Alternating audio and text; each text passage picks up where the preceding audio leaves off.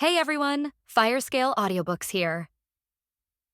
If there's a novel you'd love to hear more of, you can support us on Patreon or Ko-fi. Depending on your tier, I'll make extra parts just for the stories you're most excited about. Usually I can only upload 4 to 5 parts of each novel, but with your support we can go beyond that. And of course, don't forget to hit subscribe. It helps more than you know. I told you before, Ren stepped forward, cutting off Klein's monologue. That kind of thinking is for half-wits. Klein froze in the doorway. His golden lion manifested more fully. What did you say? Having a beast that is decent in the lower ranks doesn't give you the right to look down on others. Ren's mushrooms pulsed with growing intensity, their light steady and unwavering. Or to threaten humiliation, or to treat people like objects. A decent beast. Klein turned fully. My golden lion's lineage is the culmination of generations of noble cultivation. You dare call it decent? What next? Will you compare it to your pathetic mushrooms? Your beast or your noble genes don't make you a better person than anyone else. Ren's voice remained firm, unbending. And tomorrow won't be the easy victory you imagine against my awesome spore. Min and Taro straightened slightly at his words. It wasn't a promise of victory, both understood the real odds too well for that. But it was a promise of dignity. Are you challenging me, mushroom? Klein stepped forward, but Ren held his ground. I'm reminding you that arrogance has a price. Ren met Klein's gaze steadily. And that my friends deserve respect, regardless of tomorrow's outcome. Feng and Aster exchanged wary glances. Few dared confront Klein like this. Tomorrow, Klein practically spat the word, you'll regret every single one of those words. And when I'm done with you and your pathetic friends, everyone will see the difference between someone who needs to humiliate others to feel superior, Ren cut in, and those who win or lose with dignity. Outside in the dark hallway, the girl held her breath. Her mistake in being seen had caused Klein to reveal something perturbing, but at least now she knew. Though now she would have to report this unexpected development. The Goldcrest heir was saying very concerning things, and she didn't like hearing that at all. At least Ren seemed unwilling to let Klein say whatever he wanted about it. The silence that followed within the room crackled with tension. Golden patterns danced across Klein's skin, pulsing with fury. Tomorrow, Klein finally spoke, his voice cold as winter frost. In the arena. We'll settle this once and for all. Tomorrow, Ren nodded once. When Klein and his followers finally left, Min released the breath he'd been holding. What was all that about? Taro asked as they finally closed the door. Klein being Klein, Min shrugged, though worry lined his face. He's trying to intimidate you, Lu suggested. Though I don't know what he meant about Luna. Wait, is he jealous because Ren seduced her in the room the other day? Don't be ridiculous. Ren sighed. Ren, Taro began hesitantly, I know. Ren turned to face Taro and Min. I know the odds aren't in our favor. But that doesn't mean we have to accept his threats or his contempt. You're right. Even if we lose, Min smiled faintly, at least we'll do it on our terms. And he'll have to earn his victory, Taro added, his voice stronger now. Lu watched from his corner, a small smile playing on his lips. They might not win tomorrow, but something more important had been strengthened tonight. Ren's mushrooms pulsed softly as he began planning tomorrow's battle. He couldn't promise them victory, but he could ensure Klein never forgot this encounter. Luna, Lyra, and Larissa gathered in the main room each night, a ritual as familiar as breathing. Stay tuned for updates on my virtual library empire. 2 of the 3 cousins shared the characteristic blue hair of the adjacent family, while one bore the blonde of the main line. Each wore it differently, like variations on a noble theme. You won't believe the horror story I just heard. One burst into the room, practically trembling with disgust. Klein is shouting to the 4 winds that he has a fiancée. That's impossible, another replied, sitting ramrod straight with an irritated expression. Marriage promises can't even be made until 16. But that's in 6 years. Mumbled the 3rd cousin from her corner, half hidden behind a beast manual. And he went straight to Ren's room to make a scene, continued the first. The book quivered slightly. To Ren's room. Oh, does that interest you? The storyteller's smile widened mischievously. It was quite interesting. He defended the right to free choice and everything. Who did he defend? The other 2 asked in unison, one demanding and barely audible. A blush crept across one face, its owner immediately turning away in a futile attempt to hide it. Is that a blush I see? Don't be silly, the blushing girl kept her face turned away. It's just warm in here. But we just opened the windows. Don't take her side. The maids, who had remained discreetly in the corners until now, exchanged amused glances. Young Ren has certainly been showing interesting facets lately, one commented. Especially in the mines, added another, causing one of the cousins to visibly tense. It's fascinating how he always knows where to find the best veins and win battles without a beast. And how he seems to understand beasts so well. Came the comment from behind the book. And how certain someone always seems to be aware of his movements, a maid added with feigned innocence. Enough. The blushing cousin stood abruptly. It's not what you're implying. And what exactly are we implying? The playful smile grew. We haven't mentioned anything about certain eyes following a certain figure in Yang's classes. The book dropped, revealing a startled face. Why, you noticed too. That's enough. The blushing girl began herding her cousins toward the door. The tournament is tomorrow and we need rest. The maids hid their smiles as they watched their young lady practically expel her cousins from the room, their protests and laughter echoing down the hallway. When she finally closed the door, she leaned against it with an exasperated sigh. Young Ren is quite peculiar, isn't he, my lady? A maid commented while preparing the bed. The only response was a soft groan and the sound of someone burying their face in a pillow. The crystal dissolved in Ren's hand, the last of his daily cultivation. In the adjacent bed, Taro absorbed his dose as well. Neither spoke. There was no need. Last night's words still echoed in the room, the promise of dignity. The training field awaited them, ready for battle. Luna's team versus Jin would be an interesting match, but everyone knew who would win. All eyes were on the second battle. The gold crest heir against the mushroom boy who seemed to win in interesting ways, leveraging the beast's low rank to cushion his spore's virtual uselessness. Klein was already there, his golden lion manifesting across his skin. Feng and Aster flanked him, the red cobra and rhinoceros creating an intimidating tableau. In the stands, Ren saw the three cousins with their three maids watching intently. Beside them, the 6 new students remained silent. What he had said last night. It was a promise that, regardless of the outcome, this battle would be remembered. First semi-final. Yang announced. Team. First semi-final. Yang announced, his voice carrying across the morning air. Luna's team versus Jin's team. The teams advanced to the center of the field. Luna walked with innate grace, her noble companions flanking her with matching elegance. Her shadow wolf was barely visible as a dark silhouette at her feet.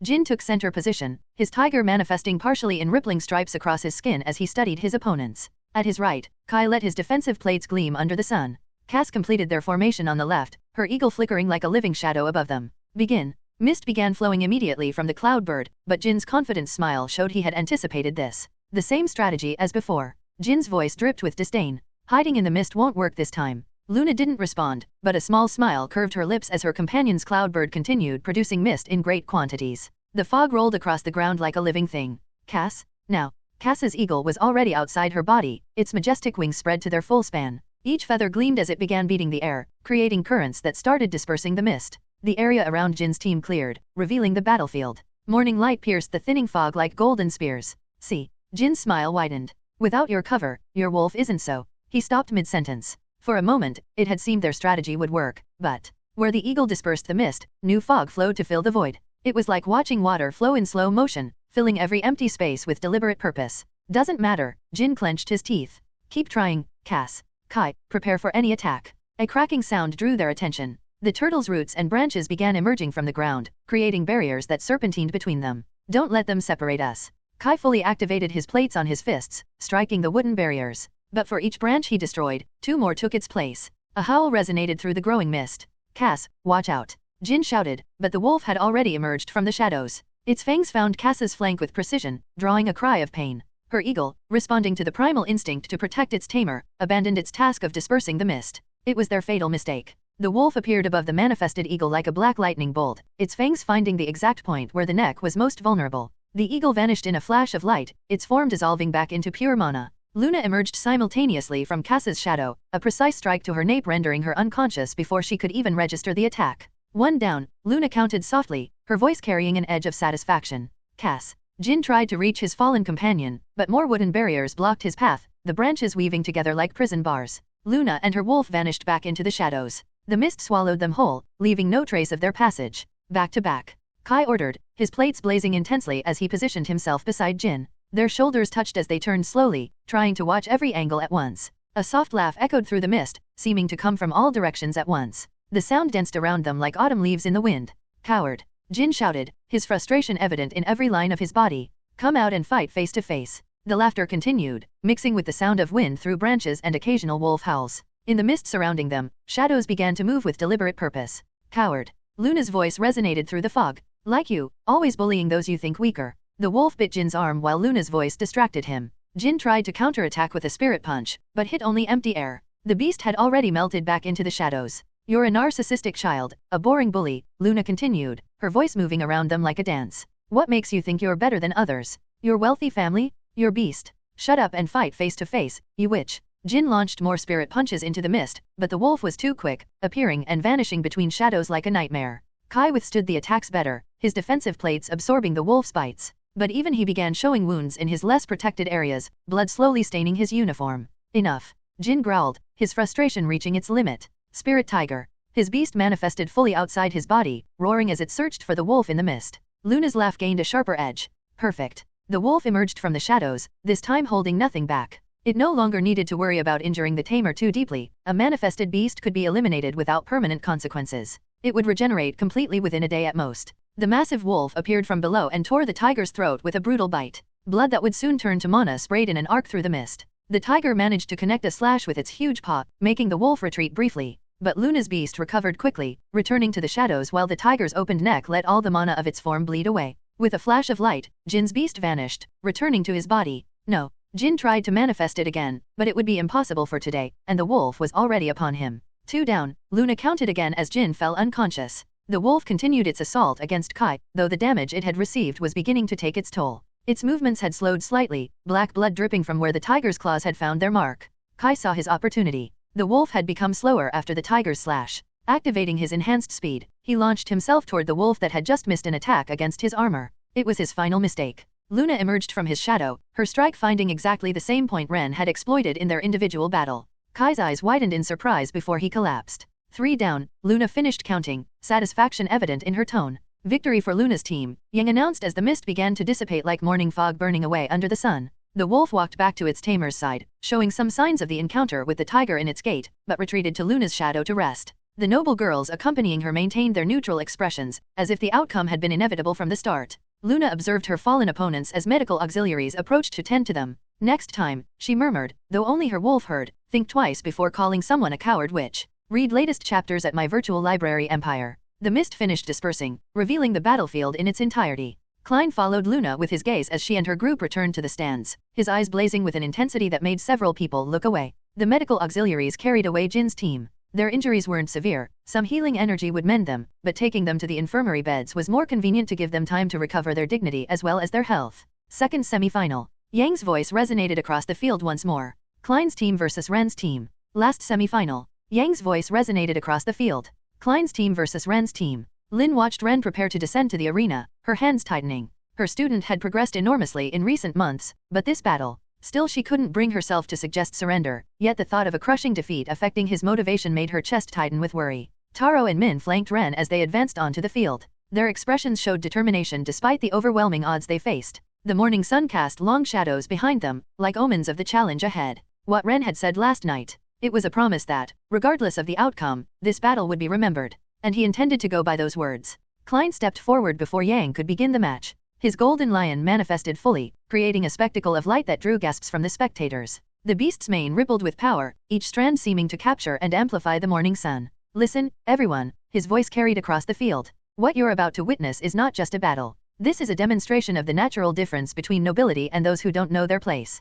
Feng and Aster smiled as their beasts partially manifested, the red cobra and rhinoceros adding their intimidating presence to the scene. The cobra's scales gleamed like fresh blood, while the rhinoceros's armor plates seemed to absorb light itself. No matter what tricks you pull from your sleeve, mushroom, Klein pointed at Ren, contempt dripping from every word. No matter what pathetic strategies you attempt. The difference between us is fundamental, and today everyone will see it. The mushrooms in Ren's hair pulsed softly as he held his position. Min took several steps back but left his snake with Ren, while Taro stepped forward, creating an unusual linear formation that seemed to puzzle the spectators. From the stands, Luna observed in silence, her shadow wolf rippling at her feet. Her cousins exchanged meaningful glances while the 6 new students remained motionless as always, but like everyone their attention was fixed on the unfolding scene. This will be a lesson. Klein continued, his voice growing more theatrical. A lesson about the natural order of things. About why certain boundaries should not be crossed, and certain approaches should not be attempted. He glanced briefly toward where Luna sat before returning to Ren, the meaning clear to those who understood.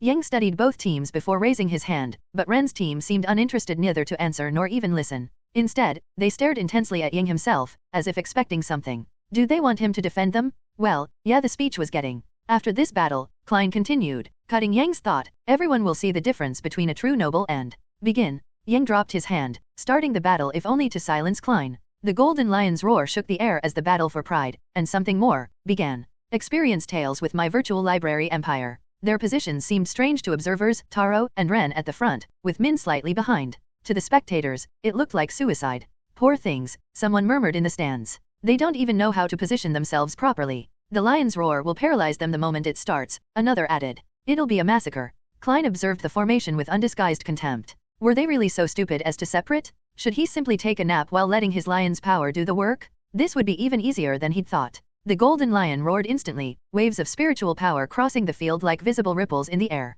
Klein smiled, expecting to see his opponents frozen in terror. The smile froze on his face. Taro and Ren were already running full speed forward, as if the roar hadn't affected them at all. Their movements were unhindered, fast, nothing like Klein had expected. Impossible. Klein gritted his teeth, his confidence cracking. Attack. Klein's golden lion charged directly at them. Ren's mushrooms pulsed as he analyzed patterns. The frontal attack was a distraction. Feng's cobra was already slithering along the left flank, while Aster's rhinoceros prepared to charge from the right. It was ridiculous. Did they really think they could face beasts of this level in direct combat? Finish them. Klein ordered his lion, focusing on Ren. That damned mushroom needed to learn his place once and for all. But Taro was in front, so he'd have to deal with him first. The lion attacked, its golden claws gleaming as they descended toward what appeared to be Taro's suicidal charge. Then Ren's light made a strong pulsation across the field. But from that far it couldn't blind anybody, even less at daylight. Yet it wasn't important because instantly after, in a move no one expected, Taro curled into a ball. His shell blazed brilliantly as he concentrated all his defense into his back, the hardest part of his beetle manifestation.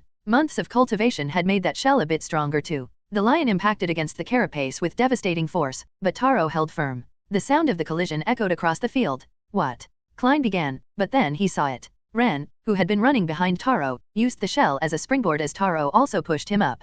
His legs, honed by months of training with Lynn, launched him skyward. Every muscle, every movement had been perfected for this moment. Min's snake launched against the lion's back, giving him the second small boost he needed. The coordination was flawless, each piece falling into place like a perfectly executed dance. For a moment, time seemed to stop.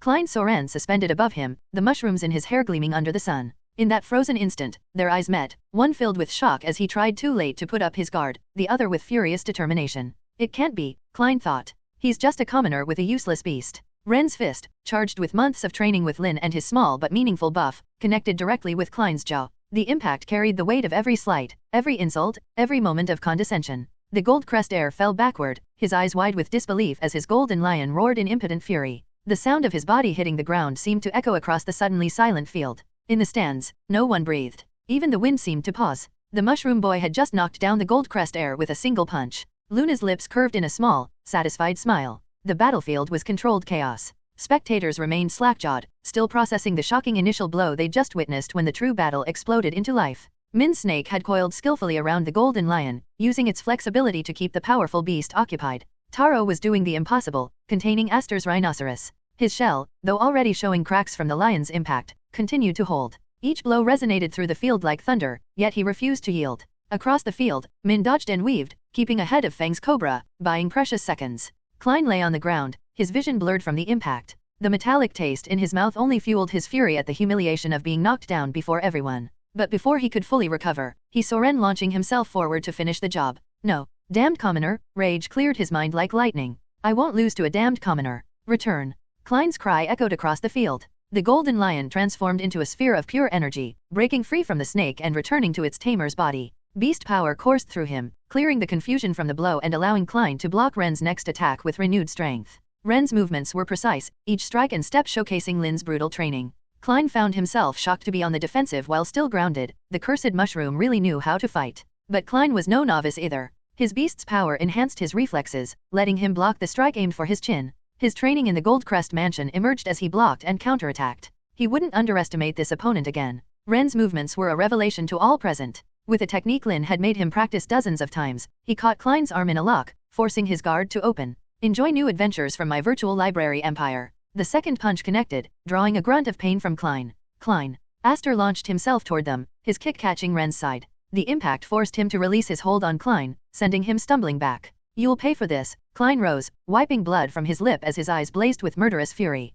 This humiliation, this insult. His lion fully manifested again, golden patterns on his skin glowing with menacing intensity. The beast's power radiated from him in visible waves. Ren adopted his fighting stance once more, the mushrooms in his hair pulsing in rhythm with his controlled breathing. Lynn's training had been brutal, but now he understood why. This was the level needed to face the Academy's elite. Crack. The impact was brutal. After so many attacks, Taro's shell finally gave way before the rhinoceros's charge. His body rolled across the ground as his beast was forcibly returned to his interior. Taro is out of combat. Yang announced, the rules preventing any additional attacks on the fallen student. Taro. Min shouted, trying to reach his companion through the chaos. Feng's cobra intercepted him, forcing Min to retreat. His own snake hesitated, torn between protecting its tamer and helping Ren. The conflict was visible in its shifting coils. Return. Min finally ordered his beast, knowing Taro couldn't rejoin the fight after Yang's announcement. Ren quickly evaluated the situation as his mushrooms pulsed with analytical light. The rhinoceros was already charging toward him, its plates gleaming threateningly in the morning sun.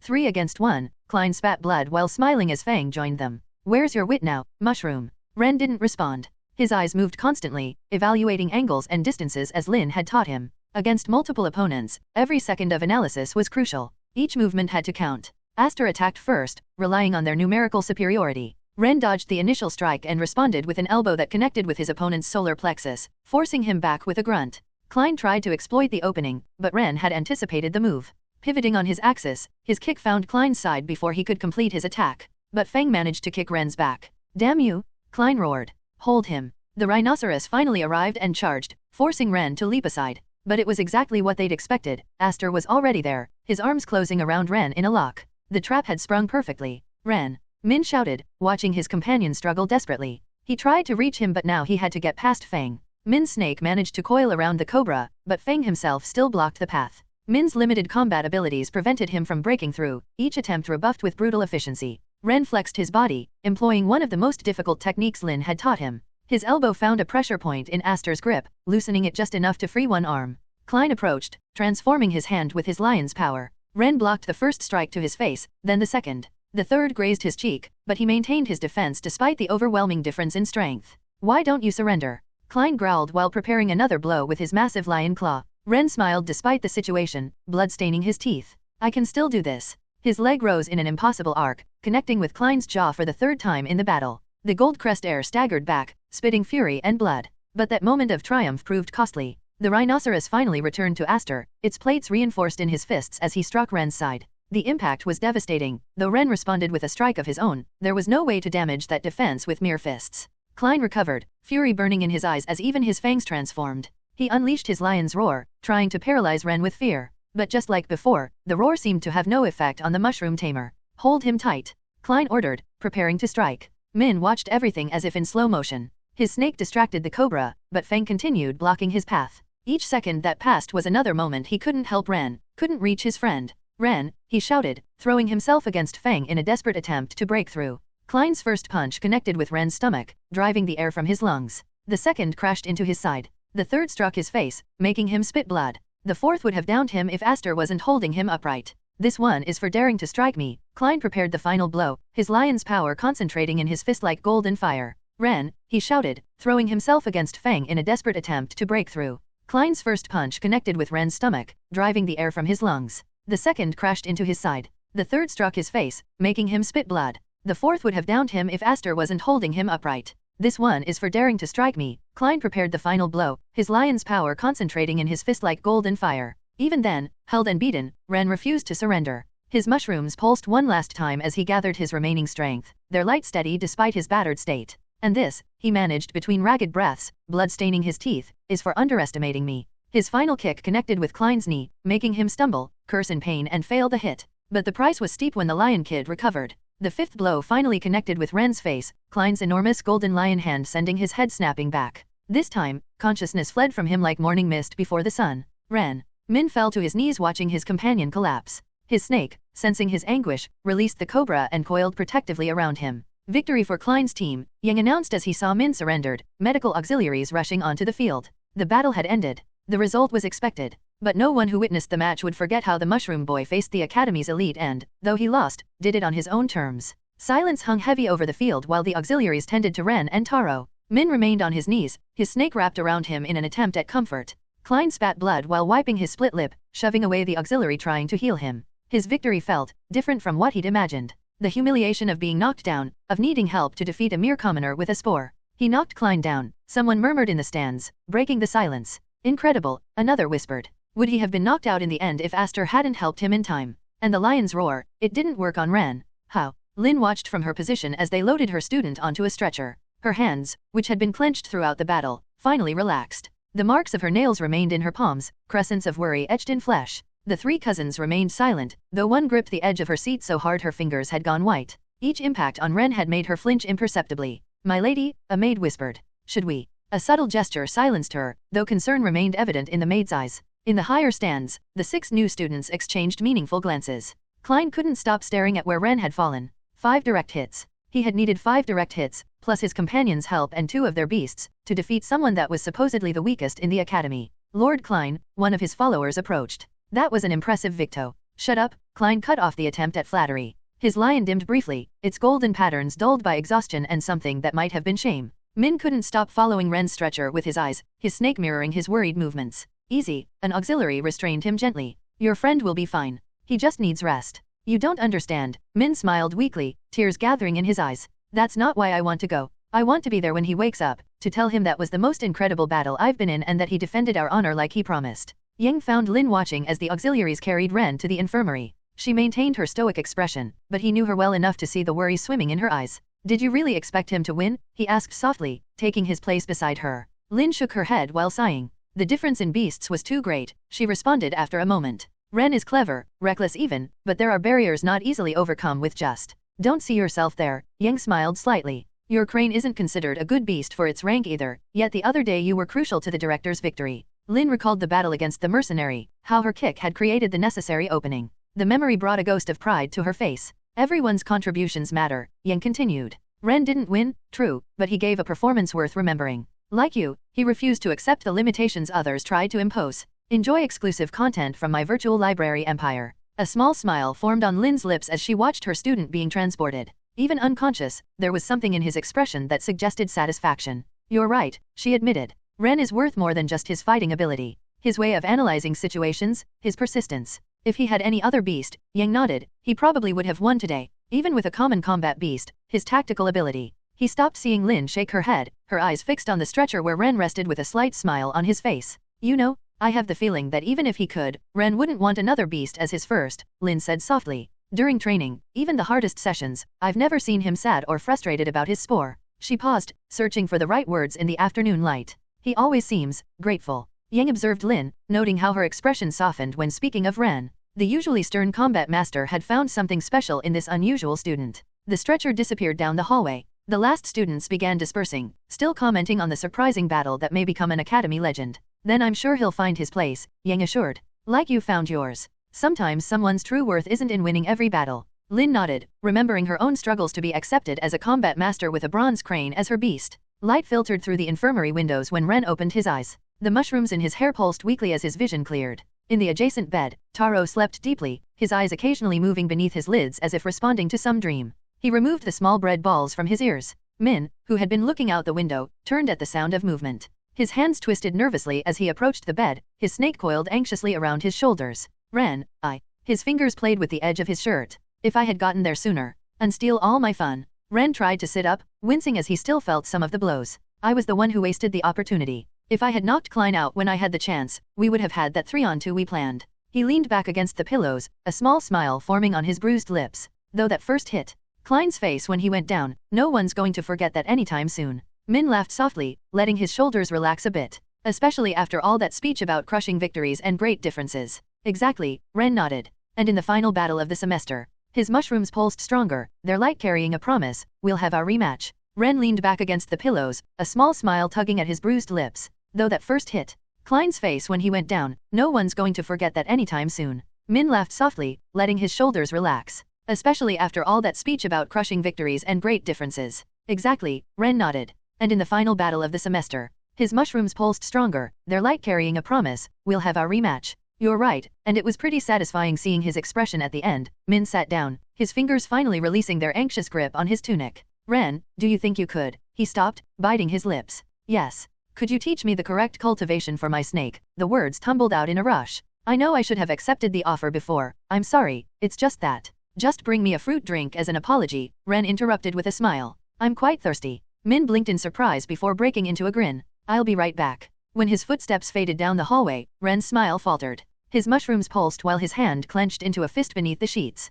So close to taking him down and... It was a shame. Ren startled at the girl's voice. Luna was leaning against the doorframe, her wolf barely visible as a shadow at her feet, its presence making the light bend strangely around her. Can you tell me how you avoided the roar's paralysis? Ren sighed, a slight smile returning to his face. We put some bread in our ears, he explained. We could barely hear anything, but that way the effect can't take hold. It needs to reach a high volume in the opponent's ears to work, though with your beast's mana level. Thank you, she looked down, a blush coloring her cheeks. The hits you landed on Klein were satisfying, she continued, her eyes still avoiding meeting Ren's. Don't worry, I'll make sure to beat him in the finals. It's time he stops feeling so important and stops bothering me. Her fingers played with the edge of her sleeve. And you know, I don't need you to defend my freedom. He can't force me into anything if he doesn't manage to. I defended you. Ren frowned. Then he remembered the conversation with Klein. How do you know about that? Luna visibly tensed, a soft pink coloring her cheeks. Without another word, she vanished into the shadows just as Min's footsteps returned down the hallway. Got your drink? Min entered holding a glass. I brought one for Taro too when he whack. He stopped, noticing Ren's confused expression. Did something happen? I'm not sure, Ren responded while his mushrooms pulsed with curiosity. But I think I just had a conversation with my shadow. In the adjacent bed, Taro mumbled something about invincible shells in his dreams. Klein slammed his fist against the wall of his private room, ignoring the protest of his bruised knuckles. His golden lion stirred beneath his skin, rippling with agitation. The beast's unease only fueled his anger. 5 hits. The number haunted him like a curse. And not just the hits, he'd needed Aster to hold Ren, needed Fang to kick his back, needed. His pride twisted like a knife in his gut. Stay tuned to my virtual library empire. My lord. A hesitant knock at the door interrupted his brooding. The auxiliaries are waiting to finish healing your injuries. Leave me alone. The words emerged as a snarl. His lion's mane partially manifested, casting fractured golden shadows across the room. The servant's hasty retreat echoed down the hallway. Klein touched his split lip, still refusing healing. Let it sting. Let it remind him of his victory.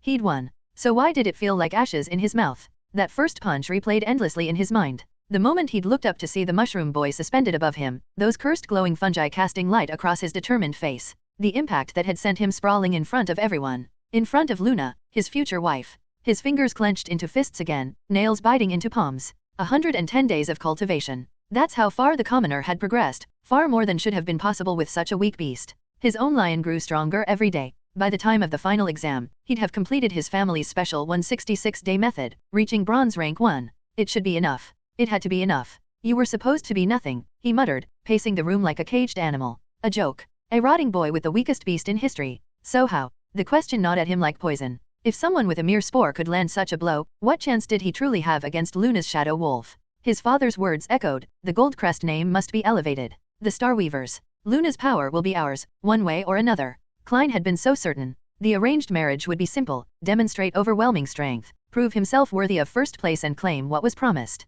But now, he caught his reflection in the window and froze. A bruise was darkening along his jaw where Ren had struck him, where a commoner had marked the face of a Goldcrest heir. Damn you, he whispered, but the fury felt hollow. Something else crept in, an emotion he refused to name. If you could do this with just a spore. The thought trailed off as his golden lion stirred again, almost nervously. The beast that was supposed to represent his noble breeding, generations of careful cultivation. Yet today it had barely been enough. No, he couldn't think like this. He was a Goldcrest. His beast was superior by divine right. This was just a fluke, he tried to convince himself, but the words rang false even in his own ears. It has to be. The sun was setting outside his window, painting the academy grounds in shades of amber and gold. Somewhere out there, Luna was probably watching the same sunset. Had her opinion of him changed after today? Did she now see him as? This wasn't how it was supposed to be. He was meant to be untouchable, invincible. I won't lose, he declared to his empty room, trying to recapture his usual confidence. Not to him, not to her, not to anyone. But as night fell over the academy, Klein found himself standing at his window for a long time, watching shadows lengthen across the grounds.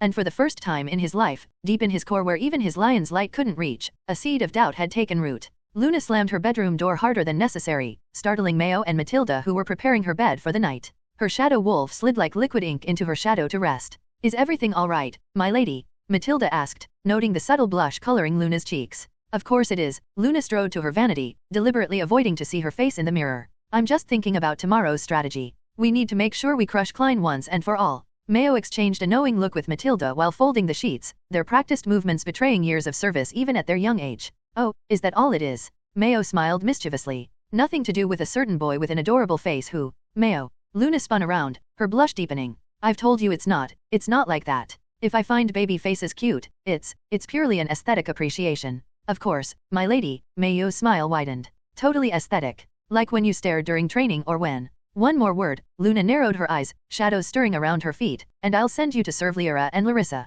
I'll keep Maria, who at least knows when to keep quiet. Oh, but my lady, Mayo laughed softly while fluffing the pillows, we all know Larissa would never allow it. She's quite attached to her current friendly relationship with her. So I'm afraid you're stuck with me. Mayo, Matilda intervened with a gentle but firm tone. I think that's enough for today. Our lady needs rest for tomorrow. Luna sighed as she sat at her vanity, allowing Mayo to begin brushing her hair. The repetitive motion seemed to calm her nerves. Tomorrow we can move more actively in the mist and attack for real, Matilda commented while closing the curtains. We won't let that arrogant brat even get close. Don't overdo it too much, Luna frowned. The noble maiden facade could enjoy new stories from my virtual library empire. Oh, that facade. Mayo giggled. My lady, with all due respect, that strategy failed long ago. There are too many eyes in the academy, too many informants, and they already know you're here. It's true, Matilda nodded. In the end it did no good that your uncle denied you the will-o-wisp egg or the mineral fairy one. Even with the black egg as the most discreet option, the risk ended up being for nothing. It doesn't matter. Luna studied her reflection, her shadow wolf barely visible as a dark silhouette behind her. This companion turned out better than I could have hoped for. A direct line from my father's family's best knights brought it to gold rank, so I can. Her fingers unconsciously traced her wolf ear that her beast manifested, a soft smile playing across her lips. And tomorrow, she continued, her voice taking on an icy edge, we're going to show Klein and his father they can forget about that ridiculous arrangement. No matter what my uncle wagered, I won't be a prize to elevate their horrible family's status. Especially since your heart already has another own. Mayo began. Mayo. Luna and Matilda exclaimed in unison. The maid raised her hands in surrender, though her playful smile remained intact. I'm just saying that a certain boy with glowing mushrooms. It's a misunderstanding. Luna stood abruptly, her blush returning. And if you continue with that, I'll really consider asking Maria to take your place. As you say, my lady, Mayo executed an exaggerated bow. Though we all know Maria is terrible at hairbrushing and that you'd never. A knock at the door interrupted her teasing. All three tensed instantly, their playful atmosphere evaporating into sudden alertness. They hadn't felt the presence till now. Who is it? Matilda asked, her voice transforming into the servile tone appropriate for a common noble's maid. Message for Lady Luna, a voice responded. Luna exchanged glances with her maids. The shadow wolf silently slid toward the door, ready for any eventuality. Morning began as always with Ren and Taro absorbing their daily crystals. The glow of Taro's shell was increasingly intense, a sign that the cultivation was progressing well along its intended path. Are you sure about this? They say that's the weaker version. Min played nervously with his snake as they walked toward the shop. I don't want to waste resources if. Trust me, Ren smiled while his mushrooms pulsed softly. Your snake is freshwater. Traditional methods waste resources using marine components that actually change its nature to one with less potential. And the night lily extract will really work. Better than marine coral and moon algae. Ren stopped in front of the counter where Jessie waited, her cat ears perking up at their approach. And it's much cheaper. Ren. Jessie's cat ears twitched with enthusiasm. More materials for your nests. Not today, Ren shook his head. My friend needs night lily extract. 100 units. Jessie consulted her manual while her tail moved thoughtfully. Let me see. Yes, we have it in stock. 1,000 points for the 100 units.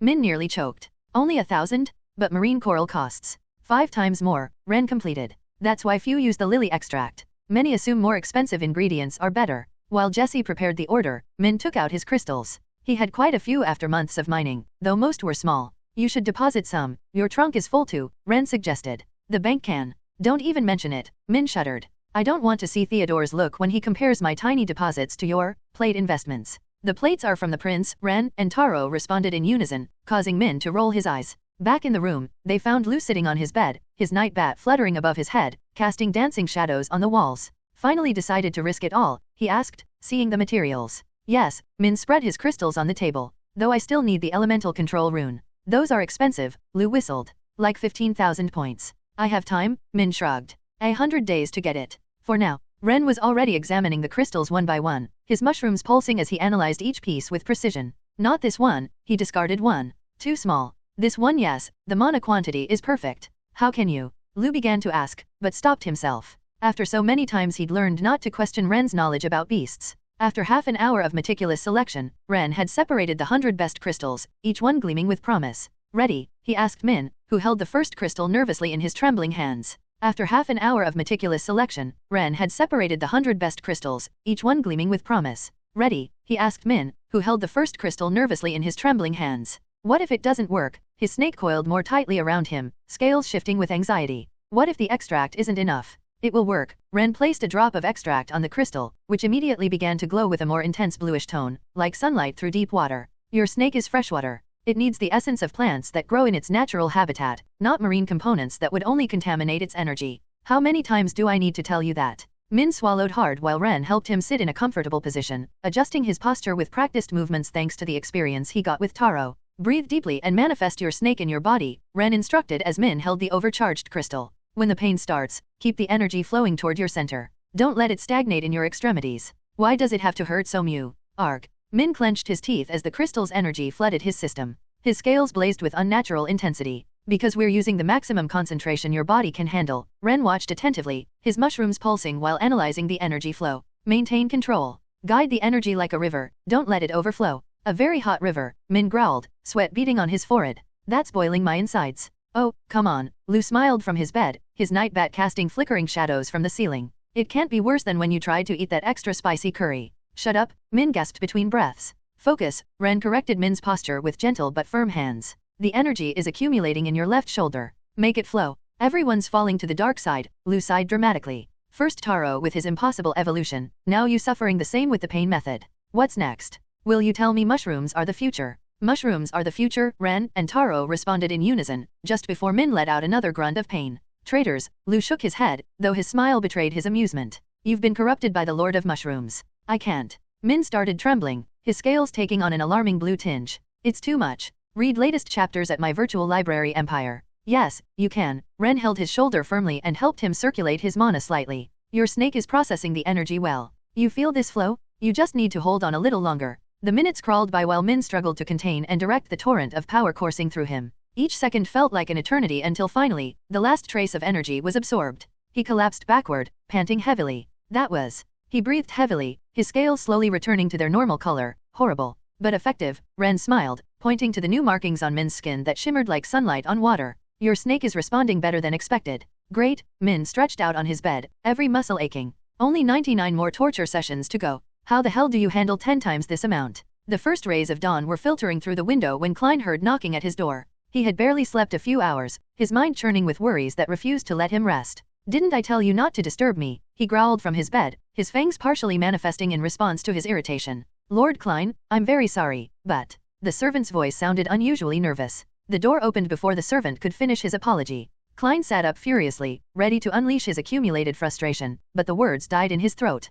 Cassian, his older brother's name came out as a surprised whisper. I see you're still charming in the mornings, little brother. Cassian smiled as he entered. At 22, he was already as tall as their father, carrying himself with the same aristocratic bearing. Klein jumped up, his mood shifting instantly. What are you doing here? Did you hear about the tournament? You didn't need to. Cassian raised a hand, silencing his younger brother. Don't think so highly of yourself. I'm here for other matters. His smile remained, but there was something calculating in his eyes. This friendly tournament is merely a convenient coincidence. Klein tried to hide his disappointment. For a moment, he'd thought his brother had come to support him, like in the old days. Although since you mention it, Cassian continued, his tone becoming more serious, you better not disappoint our father. The family has enough complications lately. Before Klein could respond, Cassian turned to the door. Enter. A boy Klein's age entered the room. His posture was rigid, like he was standing for military inspection, every movement precisely controlled. This is Harold, Cassian introduced him with a casual gesture. He'll soon be your classmate. Father arranged his admission as a special favor. Klein studied the newcomer. There was something in his way of moving that suggested formal training, a soldier's discipline in a student's uniform. I want you to give him a general overview of how things work here, Cassian continued. You know, the unwritten rules, the hierarchies, the usual. Why me? Klein frowned. There are others who could. Because I say so. Cassian's smile didn't waver, but his eyes hardened like steel. Or would you prefer I tell father you're refusing a simple favor? Klein clenched his fists but nodded. As you say, brother. Excellent, Cassian patted Harold's shoulder. I leave him in your care then. And since I'm here, I suppose I'll stay to watch your match with the little Star Weaver. Klein visibly tensed. Oh, did I touch a nerve? Cassian laughed softly. Relax, little brother. This activity is extracurricular. Though I hope you remember what's at stake in the final exams. The Goldcrest family cannot afford unnecessary setbacks. With those words, Cassian headed toward the door. Harold, stay a moment with my brother. You have much to discuss. The door closed, leaving Klein with his new companion and an additional weight on his shoulders. As if he didn't have enough pressure already. Harold remained silent, waiting for instructions. Klein observed him for a moment before sighing. Sit, he finally ordered. The sun continued its inexorable ascent. In a few hours he would face Luna, and now he had this new favor to further complicate matters. A gold crest shows no weakness, he reminded himself as he began explaining the Academy's complexities to Harold. No matter how much pressure there is. A gold crest shows no weakness, Klein reminded himself as he began explaining the Academy's complexities to Harold. No matter how much pressure there is. Unfortunately, I won't get to see Luna crush Klein's team. Lou began gathering his things, his night bat casting fleeting shadows. I have class and need those points to not fall behind again. We'll tell you every bloody detail, Min promised from his horizontal position, still recovering from the cultivation session. The bells began to toll, marking the hour of the final battle. Their deep resonance seemed to vibrate through the academy walls and their bodies. Ready. Ren headed for the door, his mushrooms pulsing with anticipation. To see Klein humiliated? Always. Min rose with effort, his new markings still shimmering. Think Luna will use your trick against the roar. We'll find out soon. The battlefield was packed when they arrived. Even spectators from other years with free schedules had come to watch. Klein's brother lounged in the stands with aristocratic indifference, and even Professor Wei, who had no class today, had made time to attend. The tension in the air was almost palpable as the teams took their positions, like static before a storm. Luna advanced with grace, her shadow wolf barely visible as a dark silhouette at her feet, bending light around its ethereal form. Her companions flanked her with elegance, though there was something different in their posture today, like predators barely containing their hunting instincts. Klein occupied the opposite field's center, his golden lion manifesting in brilliant patterns across his skin. The mark on his jaw, where Ren had struck him, was still visible from refusing proper healing, a reminder of wounded pride. Feng and Aster flanked him, their beasts creating an intimidating spectacle of crimson scales and bluish plates. The friendly tournament's final battle, Yang positioned himself between both teams. Are you ready? Klein's gaze toward Luna contained more than simple rivalry. There was desperation in his eyes, as if his entire future hinged on this moment. Luna returned an icy smile, her wolf materializing more clearly for an instant. The message was clear, there would be no mercy. It's like the whole academy is holding its breath, Min whispered. Ren nodded, his mushrooms pulsing in rhythm with his anticipation. The final spectacle was about to begin. Klein studied the battlefield while Yang prepared to give the signal, his mind racing through scenarios. The cloudbird is key, he thought, mentally reviewing his strategy. If they create their mist field, the wolf will have too much of an advantage. I need to paralyze them before they can establish their terrain and finish them quickly. Feng and Aster positioned themselves according to plan 2. Feng's red cobra already had its acid ready. The instant Luna's team was paralyzed by the roar, it would strike the cloudbird at its most vulnerable moment. Aster and his rhinoceros would handle the noble girl controlling it. Luna remained serene, almost unconcerned. Her maids maintained their elegant poses, as if this were merely a garden stroll. Their confidence only fueled Klein's anger. That arrogance. Klein clenched his fists. They think they can underestimate me after what happened with that rotting boy. Begin. Yang's voice resonated across the field. Klein didn't waste a second. He unleashed his roar instantly, golden waves of spiritual energy crossing the air like a tsunami of light. The very ground seemed to tremble with its power. Now, he shouted, certain of victory. Explore more at my virtual library empire. Feng launched his snake's acid attack toward the cloudbird while Aster's rhino charged at its controller. It was a perfect plan. The roar would paralyze their opponents for precious seconds, more than enough to. Luna didn't freeze at all. Not just her, her entire team moved with devastating speed, as if the roar didn't even exist. Impossible. Klein stepped back, his eyes widening in horror as once again his roar failed to affect his opponents. The image of Ren falling toward him flashed through his mind for an instant. Feng's acid found only air, the cloudbird was already in action, mist pouring from its wings in torrents. Aster's charge was slowed by roots erupting from the ground, the tree turtle creating barriers with supernatural speed. They used it. Min watched from the stands. I knew denying Klein's roar was too good to ignore. They're doomed, right? Taro leaned forward. With the mist, victory is. Luna's teams, Ren completed. Though they'll have to take their time. We could only attack by surprise at the start but for them. On the field, Klein tried to reorganize his shattered strategy. Without the initial paralysis, his team had lost all positional and field advantage. The wolf emerged from Aster's shadow, its fangs tearing at his leg where the rhinoceros's armor couldn't yet manifest. It wasn't an attack to take him out since the rules didn't let it hurt him too much, but to slow and force his beast to retreat. As expected, the rhinoceros returned in a sphere of light to Aster's body immediately after his pain scream. Defensive formation, retract beasts. Klein ordered while backing toward Aster, the mist already surrounding them, thick and disorienting. Luna still gave no verbal orders. Her maids moved as one, each anticipating the other's movements with practiced precision. Luna's wolf began its deadly dance, appearing and disappearing between shadows, delivering small attacks that Aster barely managed to block. Each time Klein tried to track its position, he found only more mist. Don't let them separate us. Klein tried to keep his team together, but wooden barriers kept appearing, pushing them out. Scared so soon? Luna's voice slid through the fog like frozen silk. And we're just getting started.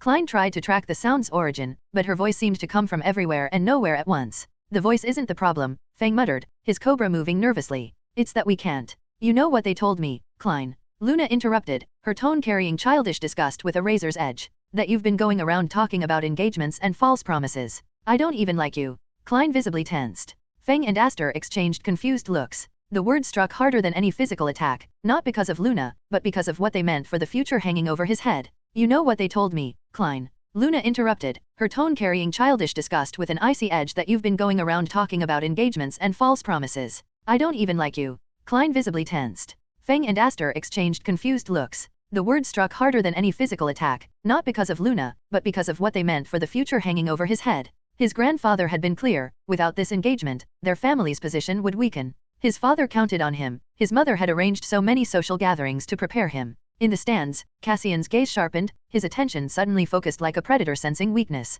That cursed rotting boy, Klein growled, his lion manifesting more intensely. He went running to tattle. A soft laugh floated through the mist. Ren? Oh no, he has more class than you despite being a commoner. The academy is just full of attentive ears. A silhouette moved in the mist, imposing. For a moment it seemed to be Luna, but when Feng launched his beast's acid, the figure vanished like smoke. You know what's worse, Klein. Luna continued, her voice now coming from another direction. That you actually believe you'll have any right over me. Shut up already. Read new chapters at my virtual library empire. Klein tried to maintain concentration while searching for the wolf in the mist. They told me you should be grateful because we're trying to improve your family's situation. He roared into the fog. Look, at least my beast is truly noble. From a fixed golden lion egg, not a dirty shadow wolf obtained by pure luck. Golden? Oh, Klein, your lion can't even reach golden rank. And now it's just an iron lion with a pretty shine. My luck will tear it to pieces. Watch out. Aster blocked an attack from another angle. They're toying with us. Another silhouette appeared, more defined this time. Klein ordered Feng to attack, but again found only missed.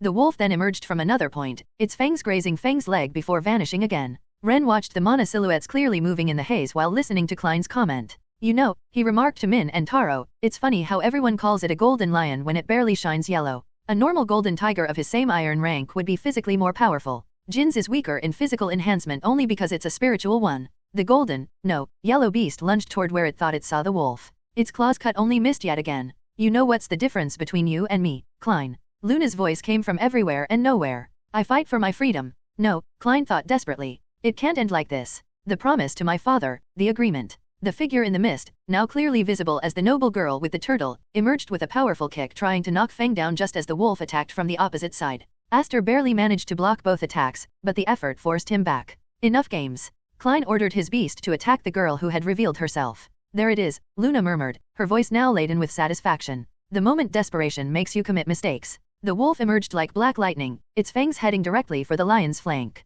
But Klein also saw his opportunity in the mistake. Instead of ordering his beast to dodge, Klein himself lunged forward, grabbing the wolf with his own hands. The fangs sank into his shoulder, but he didn't let go, blood beginning to stain his uniform. This is my chance, he thought through the pain. Klein. Aster tried to approach to help. No, stop the turtle girl. Klein gritted his teeth, ignoring the pain. Maintain formation? This is my battle. The lion turned toward the wolf while Aster blocked Mayo. Klein roared triumphantly as his lion's claws finally found flesh. The wolf's side opened in a wound that bled black mana, its howl of pain resonating across the field. The pressure on Klein's shoulder increased slightly, the fangs sinking deeper from his grip, but he didn't release his hold. He couldn't let go. Not when his honor and family depended on his ability to defeat this girl. Grandfather, father, mother. His thoughts mingled with the pain. I won't fail you. The lion attacked again, its claws tearing at the wolf's already wounded flank. The shadow beast howled, its form becoming unstable for a moment. Klein smiled despite the pain. The wolf was badly hurt, his beast had finally managed significant damage.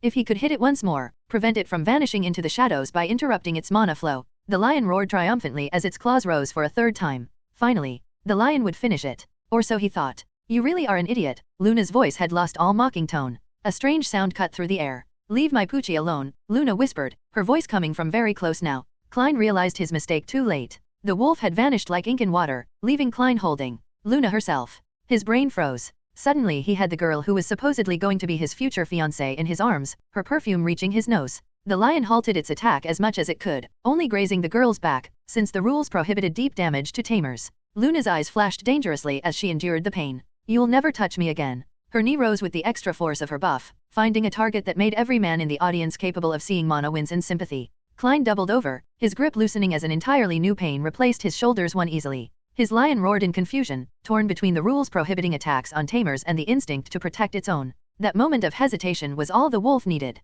The beast emerged from the shadows like a nightmare made manifest, its fangs finding the lion's throat. This was no superficial attack now, it was against another beast, and the fangs sank deep, making the yellow beast roar in agony. Klein doubled over, his grip loosening as an entirely new pain replaced his shoulders one easily. His lion roared in confusion, torn between the rules prohibiting attacks on tamers and the instinct to protect its own. That moment of hesitation was all the wolf needed. The beast emerged from the shadows like a nightmare made manifest, its fangs finding the lion's throat. This was no superficial attack now, it was against another beast, and the fangs sank deep, making the yellow beast roar in agony. Klein. Feng reacted instinctively, his cobra rising to strike, scales glowing with deadly intent. Too slow, whispered a voice behind him. Mayo emerged from the mist like an avenging ghost. Her kick connected with the base of Feng's skull with deadly precision, sending him crashing to the ground like a puppet with cut strings. Oops. Mayo landed with perfect grace, a playful smile dancing on her lips. Where did the noble maiden facade go? Well, an occasional slip is forgivable. Only the most troublesome remained. Aster with his powerful defense that was difficult to breach. The cobra, sensing the danger to its tamer, began spitting acid erratically. The wolf, as if having anticipated this very reaction, tore the lion's throat with one savage motion and bit the serpent's tail. The effect was immediate and spectacular. The cobra hissed in pain, its body writhing as its acid attack became completely uncontrollable. The wolf, using the tail as leverage, threw the thrashing cobra with its wild spray toward where Aster tried to maintain his defensive position. Watch out, someone shouted from the stands, but it was far too late. The acid rained down on Aster's plates like corrosive tears. His scream of pain cut through the air as his defensive plates began to dissolve, steam rising from where the acid ate through his protection. It's over. Yang intervened instantly, his voice carrying command. Auxiliaries, quickly. Medical staff rushed onto the field as the mist began to dissipate. Klein remained on the ground, his lion slowly fading from the throat wound while he tried to process what had gone so terribly wrong. Feng lay unconscious, his cobra weakly writhing before it too vanished back into his body. Aster received immediate attention from several auxiliaries working to neutralize the acid. Though not in mortal danger, they needed to stop the effect quickly to prevent injuries that would require excessive healing. Luna observed the scene with calm detachment, her shadow wolf returning to her side. Though the beast trembled slightly from its wounds, it maintained an air of dignity that matched its tamer's bearing. Next time you try to claim something that doesn't belong to you, she said as she walked away, remember this moment. Mayo approached her, all pretense of servility abandoned in their triumph. Wasn't the knee strike a bit excessive? He deserved it, Luna shrugged, though a hint of satisfaction colored her voice. Besides, I needed his lion to hesitate for a moment. Ah, so it was all planned. Mayo's smile widened. The dramatic appearance, the strategic knee strike. Of course not, Luna blushed slightly. It was impulse. But it worked, didn't it? In the stands, spectators were still processing the devastating outcome. That was. Min responded to Ren's comments, his snake coiling nervously, intense. Luna is terrifying, Taro nodded, his beetle's markings shifting uneasily. Let's remember never to make her angry. The most impressive thing, Ren observed while his mushrooms pulsed analytically, is how she turned every error into an opportunity. Klein's attack on the wolf, Feng's reaction, even the uncontrolled acid, everything ended up playing to her advantage. Aster would have been very difficult to take down with their current beasts. You think she really planned all that? Min asked, fascination mixing with awe in his voice. Not everything, Ren smiled. But she definitely had enough contingencies to exploit any opportunity. The rest was creative improvisation. On the field, the auxiliaries continued their work. Klein's shoulder and pride would need more attention, though the latter would take far longer to heal. Feng began regaining consciousness, confusion evident on his face as he tried to understand how a mere girl had taken him down so easily. Aster would be taken to the infirmary for more extensive treatment along with Klein. Luna received treatment for her back, but her team had emerged almost unscathed. Mayo couldn't help one last satisfied smile. Their noble maiden facade might have cracked today, but the message had been sent with crystal clarity. Underestimating Luna and her team was an error paid for dearly. Very, very dearly. Victory for Luna's team, Yang announced officially, though by now it was mere formality. In the higher stands, Luna's cousins exchanged knowing looks. One whispered something that sounded suspiciously like he had it coming, while another tried to hide her smile behind a beast manual.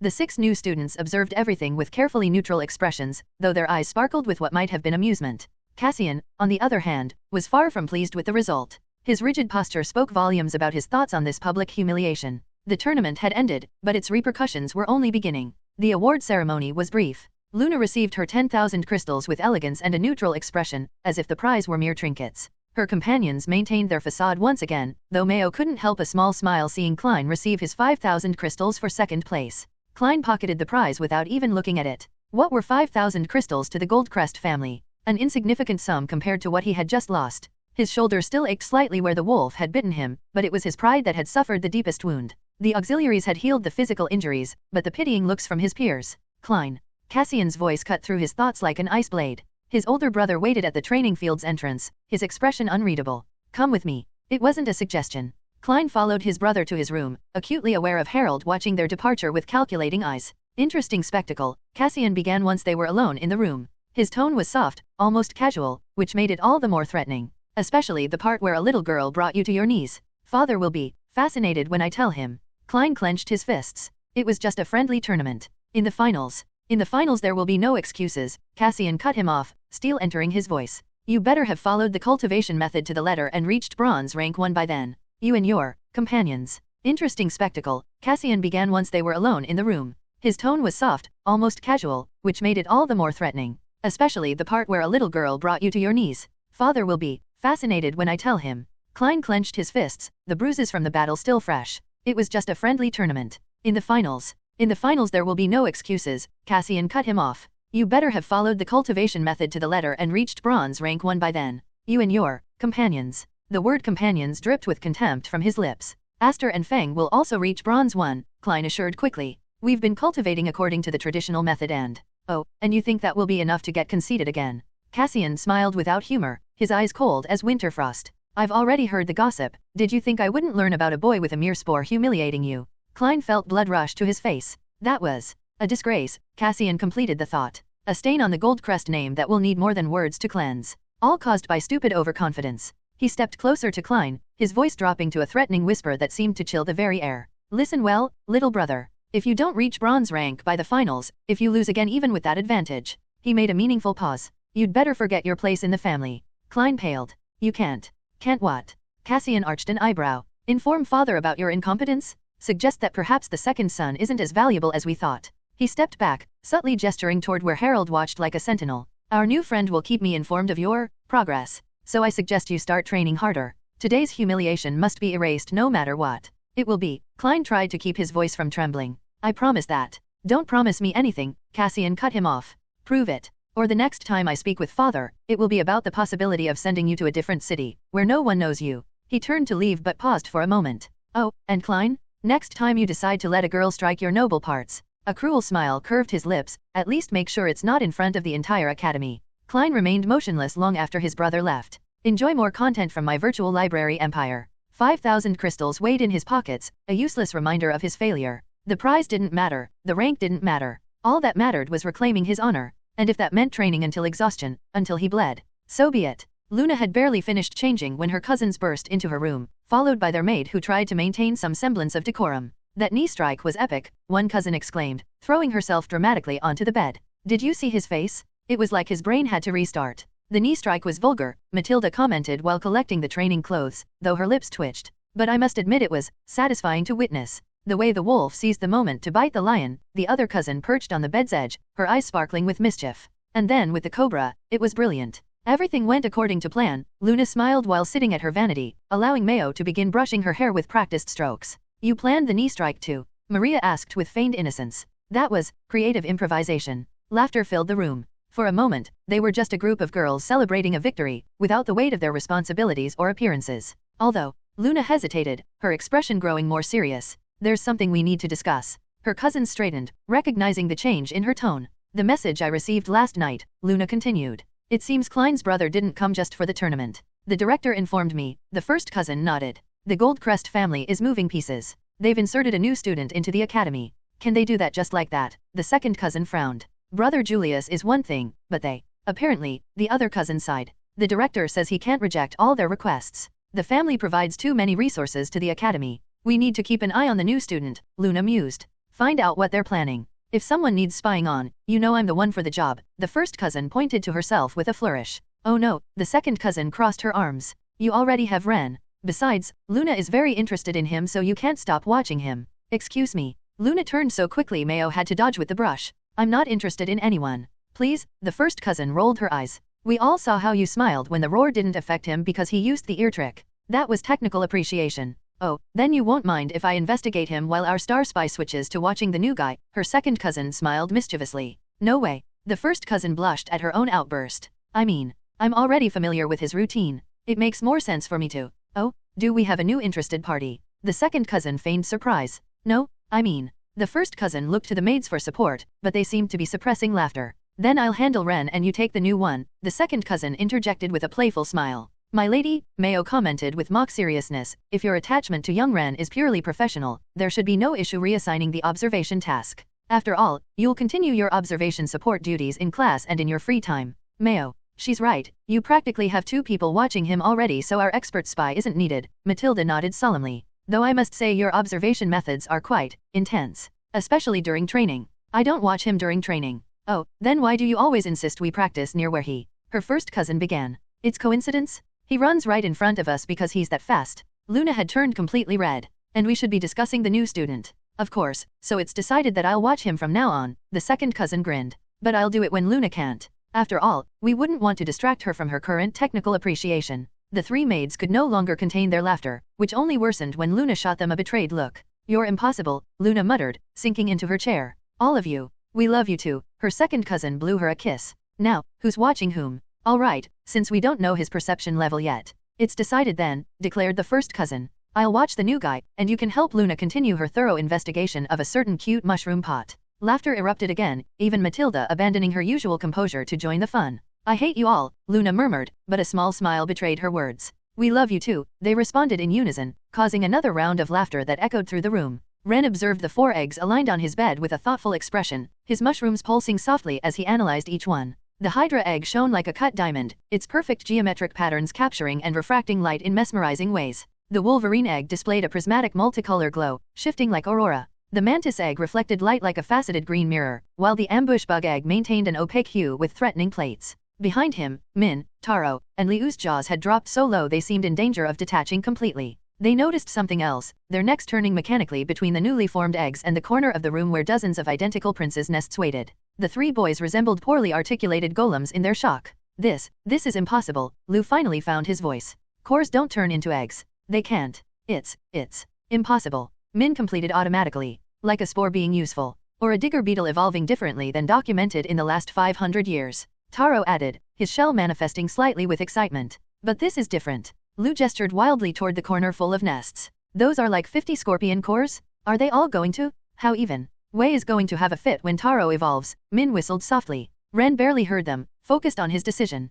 The knowledge flowed, each egg had unique potential, specific advantages and disadvantages that only he could see. How? Liu was still trying to process what he'd just witnessed. How did you make the cores transform? They're supposed to be just trash. Ren smiled without taking his eyes off the eggs. Most people assume that because they don't know what to do with them. His friends looked back at the nests in the corner, as if expecting them to start transforming at any moment. So, Taro swallowed. All those scorpion cores will also become eggs. Yes, Ren nodded. Though it'll take a few more days. And I'll need to wait for more materials for the last nests. More nests. Min collapsed onto his bed. More crystal investments. Actually, yes, I exchanged the 300,000 crystals the prince gave me for the nests. Ren smiled while his mushrooms pulsed. But I managed to save quite a bit. Save? Liu blinked in confusion. How can you save when each nest costs over 10,000 and you have like 50? The defense rune is the most expensive part, Ren explained while examining the Hydra egg. But I can use the same one to hatch all the eggs. Unlike when ranking up, you only need the mark near the egg, not actually absorbing it. The main expense was materials and rune writing fluid. Though with more runes I could hatch faster, but I'm not in a hurry. Taro made quick mental calculations. But still, with so many nests, I still have almost 200,000 of those crystals, Ren shrugged. And 5 Hydra plates that are mine. You're not going to sell those too? Min asked, leaning forward with curiosity. Jessie would pay a fortune for them. No, Ren caressed the Hydra egg carefully. I think I'm going to need them. I've made my decision. His friends observed the brilliant egg Ren had chosen. The Hydra. Liu whistled softly. Ambitious. It has the best initial mana resistance potential, Ren explained while his mushrooms pulsed. Besides, even if I don't sell them, tomorrow's report will be interesting. Why? Taro asked. The first plates the prince gave me, the ones I didn't use in the scorpion nests, count as materials I obtained myself. Ren smiled. When his beast left me at the entrance, the guard registered them and Julius apparently asked the director to count them as my acquisition. The report will exceed 300,000. Min nearly fell off his bed. Theodore is going to have a breakdown. Finch will clean his glasses like crazy. Liu mimicked the compulsive gesture. No, Finch will squeal so high only your bat can hear it. Taro added, laughing. Enjoy new chapters from my virtual library empire. Theodore will probably add a new page to his notebook of mushroom magnate theories. Min held his stomach from laughing. Ren watched amused as his friends imagined the banker's reactions. Oh, Min straightened suddenly. We have to be there when you deliver the report tomorrow. Yes, Taro nodded enthusiastically. I want to see Theodore's face when he has to write all those zeros. And hear the new nicknames Finch invents, Liu added. Ren let his friends continue with their jokes while returning to examine the Hydra egg. The diamond-like glow seemed to respond to his touch, as if recognizing its future tamer. First the report, then Taro's evolution, he thought while his mushrooms pulsed. And then, Ren smiled. Tomorrow would be an interesting day at the bank. Wei frowned as he walked through the academy's halls. The students' whispers had been bothering him all week. Did you see how the mushroom boy held against Klein? They say he managed to hit him. I heard even the prince. Nonsense. It had to be nonsense. But the rumors persisted, and Wei found himself attending the first grade finals more out of irritation than real interest. He needed to see for himself what was causing such commotion. The battle had been interesting for iron rank children. Wei thought the gold crest boy was an idiot for letting himself be humiliated by someone with a spore. If that was the case, he'd see a clumsy battle that would reveal the boy's flaws. But it wasn't what he expected. Klein's group lost, yes, but not in the way rumors suggested. The Starweaver girl's Shadow Wolf had demonstrated excellent coordination with her companions. The strategy, timing, synergy, everything had been exemplary. A perfectly normal execution for rich kids from big-name families, Wei thought as he headed to the bank to deposit his monthly report. He saw his juicy payment on the paper that would multiply by 10 at the end of the semester. Wei stared, fantasizing about taking his girlfriend somewhere nice when he finally withdrew the support from Ren at the end of the semester. A satisfied smirk played across his lips as he considered the possibilities. The tournament finale was somewhat crude, but did Klein have diarrhea in the semifinals then? It made no sense. How could that crazy spore kid, with the most pathetic beast in existence, and his team of a mediocre beetle and a support snake possibly deal with? A high-pitched squeal interrupted his thoughts, making him jump. Theodore. Finch's voice pierced through the hallway like a drill. Theodore? Bring the special calculator? The one we use for big accounts. A satisfied smirk played across Wei's lips as he considered the possibilities. The tournament finale was somewhat crude, but did Klein have diarrhea in the semifinals then? It made no sense. How could that crazy spore kid, with the most pathetic beast in existence, and his team of a mediocre beetle and a support snake possibly deal with? A high-pitched squeal interrupted his thoughts, making him jump. Theodore. Finch's voice pierced through the hallway like they didn't exist. Theodore? Bring the special calculator? The one we use for big accounts. Wei froze mid-step. He hated dealing with Finch when he got like this. Perhaps he should use the other reception. Even if the line was longer, he could avoid his nonsensical banter and his 310,000 in 1 month from an Iron 1 student. Finch's shout nearly made Wei drop his papers. Theodore? Are you seeing this or am I dreaming? 310,000. Wei crept closer to the hallway intersection, partially concealing himself behind the corner. His manticore's eyes and ears manifested slightly, responding to his burning curiosity. The mushroom magnate has returned with a new record. Finch practically danced behind the counter. And more magnificent than ever? We must kneel this time in front of him for a chance to share in his money-making secrets. Wei narrowed his eyes. Was that the mushroom boy? 300,000? Mr. Finch, Ren's voice sounded amused. The prince practically gave it all to me for free. It's not like I helped much, not that big a deal. Not that big a deal. Finch removed his glasses to clean them frantically. Theodore? Note this in your book. The magnate is being modest. The small mouse wrote furiously in his tiny notebook, his whiskers trembling with concentration. The hydra plates he gave me are particularly valuable, Ren continued, clearly enjoying Finch's theatrically exaggerated expressions. And with the cores I processed for him, next time he comes I could be rewarded too. Processing cores? Information only noble families control. Wei almost revealed his position with his muttered questions. Was the brat still on about his absurd weird knowledge theories? Wei pressed himself harder against the wall, his mind working furiously. Processing cores? Obtaining 310,000 crystals? In 1 month? That was more than he earned in 3. Theodore. Finch was practically hyperventilating. Open a new section in the notebook? We need to document this. Wei silently retreated from the intersection, his monthly report forgotten in his trembling hands. Something didn't add up. The useless spore boy, generating those amounts, processing cores, selling hydra materials? The bet, he thought suddenly. The brat had wagered with such confidence. Soon he'd have to demonstrate his ridiculous theories. Wei began to doubt. Perhaps they weren't so ridiculous? Impossible. The Lord of Mushrooms. Finch's final cry followed him down the hallway. Theodore? We need a grander title? This one no longer suffices. Wei clutched his papers tightly. Perhaps he should pay more attention to the demonstration the boy had promised. Just to prove him wrong, of course. Today was the day. On the 10th day of the 5th month, 130 days since the semester's start, Taro would rank up and obtain his living tunnel variation according to Ren. The defense rune and final crystal glowed with a deep brown tone in Taro's trembling hands. 100 days of cultivation, each crystal processed and absorbed exactly as Ren had indicated, culminated in this moment. Lu and Min watched silently from their beds, the tension so thick it felt almost tangible. Min's scales rippled in waves across his skin, reflecting his tamer's anxiety. Please, Min clenched his fists. Please let it work. After seeing cores transform into eggs before their eyes, it was easier to believe in Ren's impossible knowledge now. But seeing this happen before their eyes was a bit different. 500 years of records stated the digger beetle had only one mediocre option. Come on, Ren smiled, his mushrooms pulsing with confidence. It's still early, but I want to show you some things you can do before we go to Wei's class. The beetle's markings on Taro's skin shone more intensely than ever. 100 days of cultivation had strengthened the bond, but would it be enough? What if? Taro swallowed, his fingers tightening around the crystal. What if it doesn't work? It will work, Ren maintained his smile, but his friends could see the slight concern in his eyes. Your beast is ready. The crystals are perfectly processed.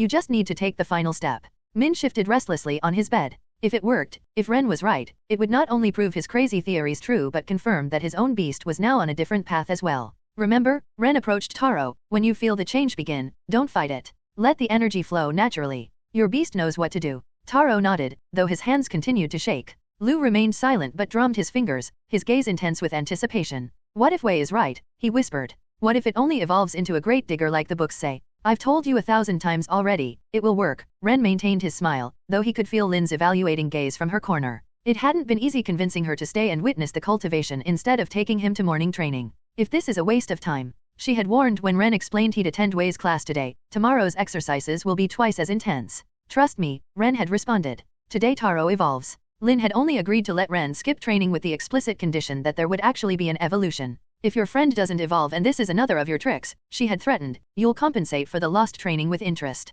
Wei's books are. Wei can shove his books where the sun doesn't shine, Lynn muttered, surprising everyone. Stay connected through my virtual library empire. She blushed slightly when they stared at her. What? That man needs someone to knock him off his pedestal again. And if my student says it will evolve differently. She left the sentence hanging, but her message was clear. The tension broke momentarily with nervous laughter. It's now or never, Ren pointed to the crystal and defense rune. Taro looked at the materials one last time. 100 days of hope, of trust in theories that defied everything established, converged in this moment. Here we go, he whispered, and began to absorb them. Taro looked at the materials one last time. 100 days of hope, of trust in theories that defied everything established, converged in this moment. Here we go, he whispered, and began to absorb them. The effect was instantaneous. The crystal's brown glow spread through his veins like rivers of liquid earth, yellow earth. His beetle's markings intensified, expanding across his skin in patterns none of them had seen before, each line seeming to pulse with newfound power. It's beginning, Ren watched attentively. Let it flow. Taro gasped as the first wave of power hit him. It was different from the previous ones, deeper, more fundamental. He could feel his beast changing, transforming at its very core. Min leaned forward, completely still for the first time that morning. Lu held his breath, his night bat manifesting slightly in response to his tension. The markings continued to expand, but instead of hardening into the shell plates, they seemed to merge with the earth itself, bright and yellow. The air around Taro vibrated with raw energy. Ren. Taro's voice sounded strange, distorted, as if coming from underground. I feel. I know, Ren smiled. It's happening exactly as it should. The transformation reached its climax. For a moment, Taro seemed to glow from within, his silhouette blurring as if made of shifting earth. And then, Wei flipped another page of the Advanced Compendium of Insect Evolutions, his eyes irritated from another night of intensive reading. His manticore manifested intermittently in his eyebrows like a nervous tick, responding to his growing frustration. 540,000 crystals in his account. The number kept resonating in his mind since he'd returned remembering to deposit his money and heard Finch's squeals 10 days ago. It was an absurd amount for any first-year student, but for someone with history's weakest beast. There must be an explanation, he thought while reaching for another book. Accumulating that amount through luck alone isn't logical. It was the kind of wealth a veteran Silver 3 rank slightly stronger than him would obtain after about 6 months of work. Not something a child with a mushroom could achieve in 4 months. His fingers traced the new tome's index, searching for any mention of variations with incompletely documented methodologies in digger beetles. There had to be something he was missing. What if? Wei paused, an uncomfortable idea forming in his mind. What if someone in the outer lands? He shook his head immediately. It was ridiculous. The odds of someone discovering a new evolution without the Academy's knowledge were astronomically low. The million crystal reward for a new methodology was too difficult for those people to ignore. It could be that someone working in the mines wanted to sell it themselves to their close associates. But that made it more improbable, that same person sharing such a secret with a random child. But the doubt persisted. Wei rose from his desk and began pacing his study. The walls were covered with shelves full of books, each one carefully selected and studied over years. 540,000, he muttered. In 4 months. Wei stopped in front of a specific section, documented evolutions in the last 100 years. Not a single mention of variations in the digger beetle's evolutionary pattern. It's impossible, he told himself. The records are clear. 500 years of consistent observation. But then, how to explain the crystal amount? How to justify that a child with the weakest recorded beast was generating more wealth than students with elite beasts? Was someone deliberately messing with him? Wei returned to his desk and pulled out a map of the outer lands. His eyes scanned the known inhabited areas, searching for, what exactly? A point where someone could have made a revolutionary discovery without anyone noticing? Ridiculous, he muttered, but continued studying the map. The bet. Everything came back to that foolish bet. If he loses, Wei smiled humorlessly, I'll have to find out where he got so much money. And if he wins? His skin bristled as his manticore's fur manifested, as if the thought itself was disturbing. No, Wei closed the book with more force than necessary. He can't win. It's impossible for a child with a mushroom to know something generations of researchers overlooked. But as he prepared for his first class of the day, Wei couldn't help slipping an extra book into his briefcase, just in case. Wei crossed the classroom door, and his manticore manifested involuntarily at seeing who awaited him. Ren sat in the front row, his mushrooms pulsing with a steady light. Beside him, Taro seemed different. Wei couldn't pinpoint exactly what, but there was something distinct in the way the boy carried himself. So he finally decided to show up. Wei smiled sarcastically while placing his books on the desk. He still has a month and a half to play fool, but I suppose he wants to advance his humiliation. Well, Wei couldn't resist. Has the expert in impossible theories finally decided to honor us with his presence? Several students laughed out of obligation, but there was tension in the air. Something in Ren's tranquil smile made Wei feel uneasy. Good morning, Professor, Ren responded with a calmness that only irritated Wei more. I thought today would be a good day to demonstrate my theory about the beetle's evolution. Moments before, the classroom was half full when Ren and Taro entered.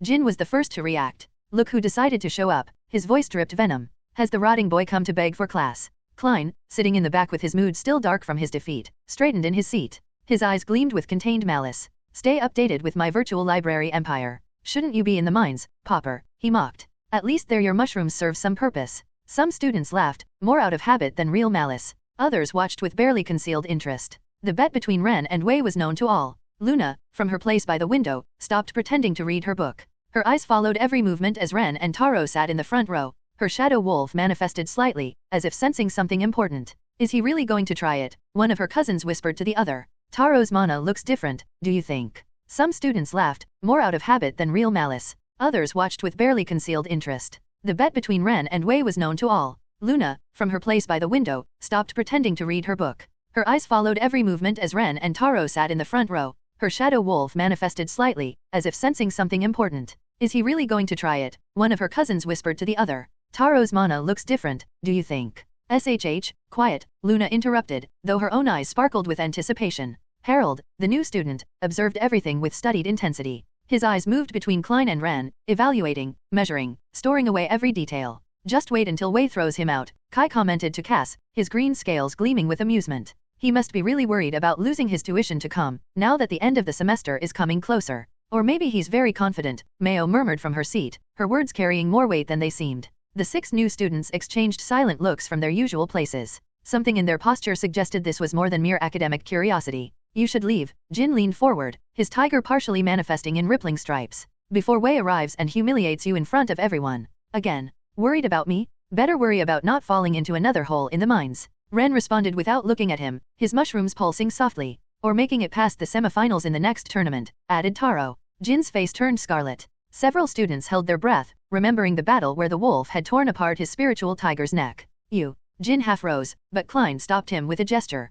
Since the day both lost to Luna's team, they'd grown closer. Leave it, the Goldcrest heir smiled. Soon he won't even have tuition to get any school benefits. Wei will see to that? Ready? Ren asked Taro softly, ignoring the taunts. Taro nodded, though his hands trembled slightly. The door opened before anyone could respond. Wei entered with his usual air of superiority, but faltered for a moment upon seeing Ren. The classroom collectively held its breath. The moment they'd been waiting months for had finally arrived. Good morning, Professor, Ren responded with a calmness that only irritated Wei further. I thought today would be a good day to demonstrate my theory about the beetle's evolution. The classroom fell into absolute silence. Even those who normally couldn't focus in class were paying rapt attention. Wei placed his hands on the desk, trying to maintain his composure. Oh, and what makes you think today is different from any other day in over 500 years of records? Because today, Ren smiled while his mushrooms pulsed. Taro completed his 100 days of cultivation. Wei observed the other boy more carefully. Now he could see it. The beetle's markings seemed more defined, more alive. Your next read is at my virtual library empire.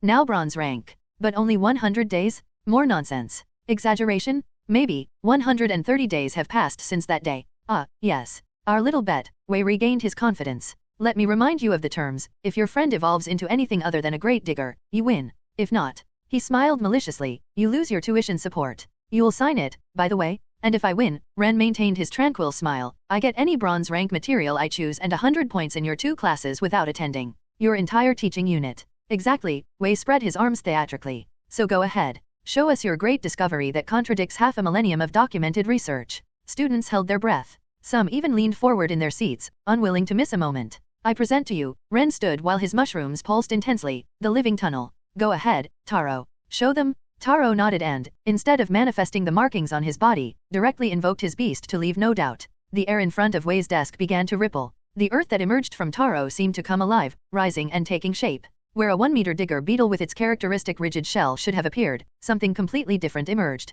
The 2-meter-tall beast was enormous, occupying much of the classroom's front space. Its body looked as if a piece of the depths had gained its own life. Each segment gleamed with an earthy but vibrant tone. Impossible, Wei stepped back. He frantically opened one of his books, searching for any similar record. No, this isn't, the records say. The records are incomplete because the methods are based on luck. Ren pointed to Taro, who now seemed to glow from within. As I told you months ago, Professor, the digger beetle can evolve differently. Though they were known creatures in the not-so-deep caves, no one had managed to obtain one as their beast. The beetle's evolutionary line had always given tamers a single variation, the great digger. Wei dropped his book.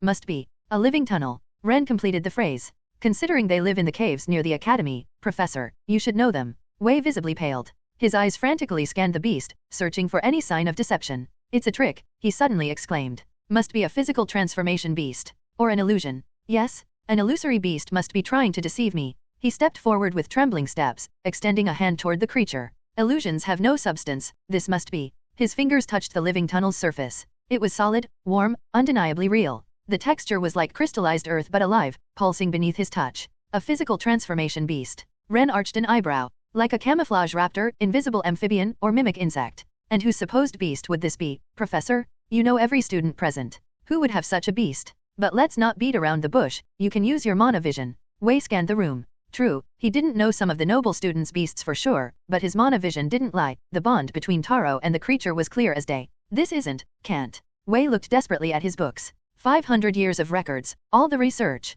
Incomplete, Ren pointed out calmly. As I just told you, and months ago, proper processing makes the difference. The methods are proven. Wei slammed his desk. It can't be true, it's a deception, it's earth control generating a statue, it's... Taro, Ren ignored Wei's outburst, show them what we practiced. Taro nodded. The methods are proven. Wei slammed his desk. It can't be true, it's a deception, it's earth control generating a statue, it's... Taro, Ren ignored Wei's outburst, show them what we practiced. Taro nodded. Newfound confidence was visible in his every movement. The living tunnel began to move, its segments interweaving in patterns. Before the class's astonished eyes, it began manipulating the earth, creating what at first glance appeared to be a disordered mound. Is that all? Wei tried to recover some of his confidence, though his voice trembled. A pile of dirt? See, that's what I mean, any beetle can. His words died in his throat as the living tunnel began secreting a crystalline liquid that covered the mound. The substance gleamed with a characteristic yellow tone, the same found in deep tunnels 300 meters down in the caves. Living crystal, Ren explained while the substance hardened yet remained somehow alive, pulsing with inner light.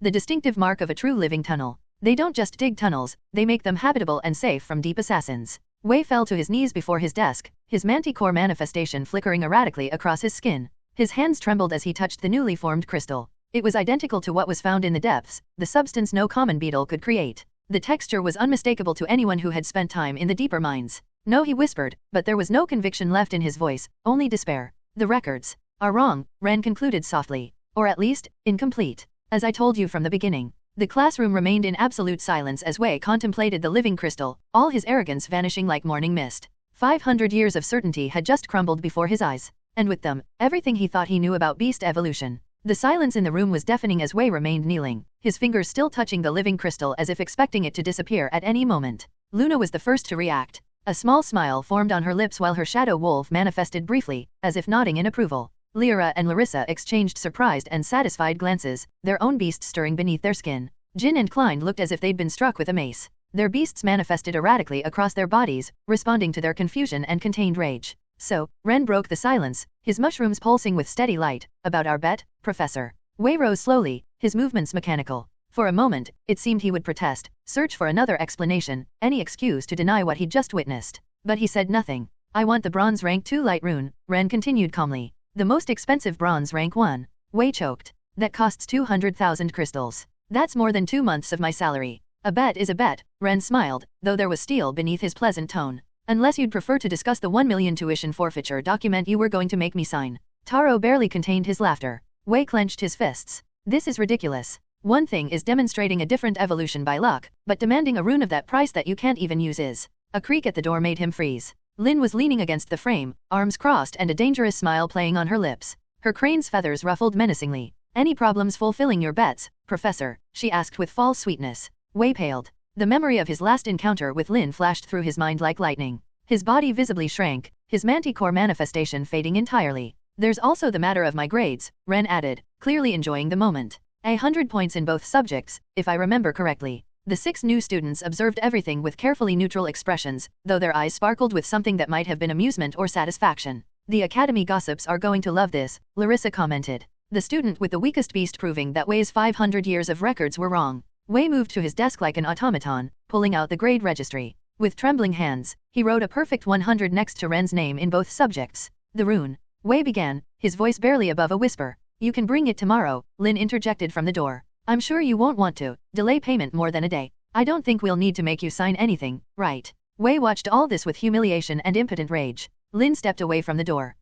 And Wei, she added with a dangerous smile, next time you make a bet, make sure you can pay up on the spot. Well, Ren glanced at the classroom clock. Barely 10 minutes of class had passed. Since I'm officially approved and won't even have to take the final exam for this class which, frankly, doesn't serve me any purpose. He rose calmly, gathering his things. His mushrooms pulsed with a rhythm like joyful little hops. I'll retire to train with my master, he continued while heading for the door. Something that does serve me a purpose. Find adventures on my virtual library empire. Good luck, Taro, he bid farewell to his friend with a casual gesture. Though I doubt you'll have much to learn here. Lynn stepped forward, her presence filling the doorway. By the way, Professor, her voice was soft but laden with threat. I hope it won't occur to you to take reprisals against Taro or Ren. I'll be very attentive to how you conduct your classes from now on. Wei sank into his chair as Lynn and Ren departed, their footsteps echoing down the hallway. The living crystal continued to glow at the front of the classroom, a tangible reminder of everything that had just happened. Its pulsing light seemed to mock 5 centuries of academic certainty. Wei raised his gaze, trying to start his class through sheer inertia, but the words refused to come. All eyes were fixed on him, some with pity, others with barely contained amusement. He lowered his head, defeated. Today's class is over, you may leave, he whispered in a trembling voice. No one moved for a moment, as if they couldn't believe what they'd just heard. The sound of the door closing behind Ren and Lynn seemed to break the spell. Wei remained at his desk, alone, contemplating how 500 years of certainty had crumbled in less than 10 minutes. The living crystal's steady glow illuminated his slumped figure, a testament to how thoroughly his academic world had been shattered. No sooner had the students spilled into the hallway than a crowd formed around Taro, the power dynamics visibly shifting before their eyes. Han's group was the first to approach, followed closely by Luna's maids and cousins. Even Jin's usual errand runners now orbited nearby, trying to catch Taro's attention. The corridor buzzed with excited whispers. It's incredible. Han beamed, his spider's web patterns shimmering with excitement. First student with a bronze beast? And only 130 days after starting school. Actually, Taro scratched his head, clearly uncomfortable with the attention, his new beast's markings shifting beneath his skin. It was only 100 days of cultivation. 100 days, one of the maids moved closer, her cloudbird manifesting in her hair. How is that possible? It was all thanks to Ren, Taro smiled, his newfound confidence evident in his posture. He knew exactly what to do from the beginning to the end. Luna observed from a distance, leaning against the wall while her cousins and maids mingled with the group. A small smile played on her lips as her shadow wolf rippled at her feet. A living tunnel, someone asked eagerly. What else can it do besides that crystal? Oh, well, Taro began, but was interrupted. It's not that impressive, Klein's voice cut through the crowd like a knife. He approached with arrogant steps, his lion manifesting in bright patterns that seemed dimmer than usual. It's still a mediocre beast. My lion will reach the same rank soon, and it will be much stronger. Exactly, Jin joined in, his group following automatically. I defeated you once, remember? Extra defense means nothing if my spirit punches can pierce through it like it doesn't exist. Taro rolled his eyes, remembering something that made his lips curve into a knowing smile. It's funny you mention how good your beasts are, he said casually. Ren mentioned your beasts are on the wrong path. That they won't reach gold rank. Silence fell over the group. After the demonstration with the beetle, Ren's words carried entirely different weight. In fact, Taro continued, enjoying the moment, he said your lion, Klein, will stall at silver rank 3 from what he can see in your cultivation patterns. Not so golden after all, huh?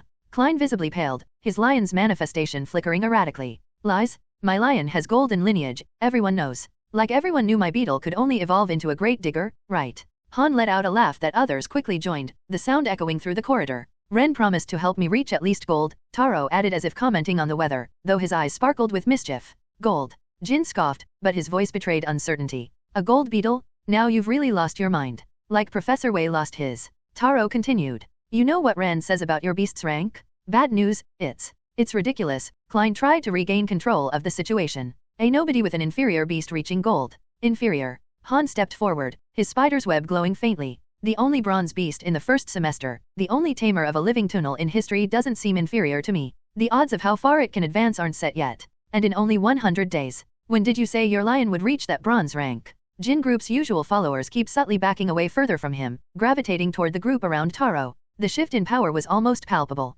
It's just luck. Jin spat, his tiger manifesting in agitated stripes. Tricks and crazy theories from a rotting mushroom, theories that won't work again. Theories that worked once, Mayo commented from where she watched with the other maids. They could work again. The crowd had clearly divided now. Ren and Klein with their most loyal noble followers on one side, while the majority clustered around Taro. When my lion reaches bronze rank, Klein began, but his voice lacked its usual conviction. Bronze is just the beginning, and one day only one of us will reach gold, Taro interrupted. Ren mentioned something about an error in the golden lion's cultivation pattern. Something about using the wrong light. Klein choked on his own words. Doubt flickered across his face like a shadow. You know, Han smiled, his spider's patterns weaving with interest. I wonder if Ren would be willing to check other beasts. You know, to help poor classmates avoid cultivation mistakes. Several students nodded enthusiastically. This is ridiculous. Klein spun around. Let's go, we don't need to hear more nonsense. But as they walked away, it was evident their influence had been severely damaged. So, Taro, Han threw an arm around his shoulders. What else has Ren said about alternative evolutions? Perhaps something about weaver spiders. Luna finally pushed off from the wall, a satisfied smile on her face as her cousins and maids fell in step behind her. Things are going to be very different from now on, she murmured. Master, Ren paused after completing a series of exercises, his mushrooms pulsing softly in the morning light. There's something I want to tell you about your crane. Lynn stopped correcting his posture, a shadow of something. Pain? Resignation?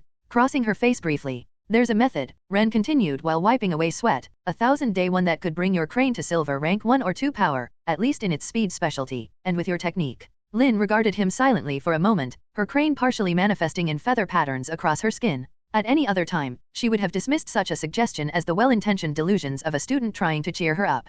But after what she had witnessed today in his room and Wei's class, 1,000-day method, she finally asked, trying to keep her voice neutral though her eyes shone with what might be hope. Yes, Ren nodded. It requires absolute consistency. Miss one day and you have to start from zero but. Lynn sat on one of the training area benches, gesturing for Ren to join her. Her crane's patterns shifted with interest. Explain, she said simply. Every dawn you'll need to absorb a crystal, Ren began, his mushrooms pulsing as he shared his knowledge. You'll need to process crystals of your beast's rank, in this case bronze 1, with 10 minutes of first dawn light. But not the traditional way. The time of day matters that much. Continue your adventure with my virtual library empire. It's crucial, Ren smiled. Your crane has a natural affinity with dawn. That's when its speed peaks, isn't it? Lynn blinked in surprise. It was a detail about crane beasts that very few had noticed. The crystal needs exactly 10 minutes, Ren repeated.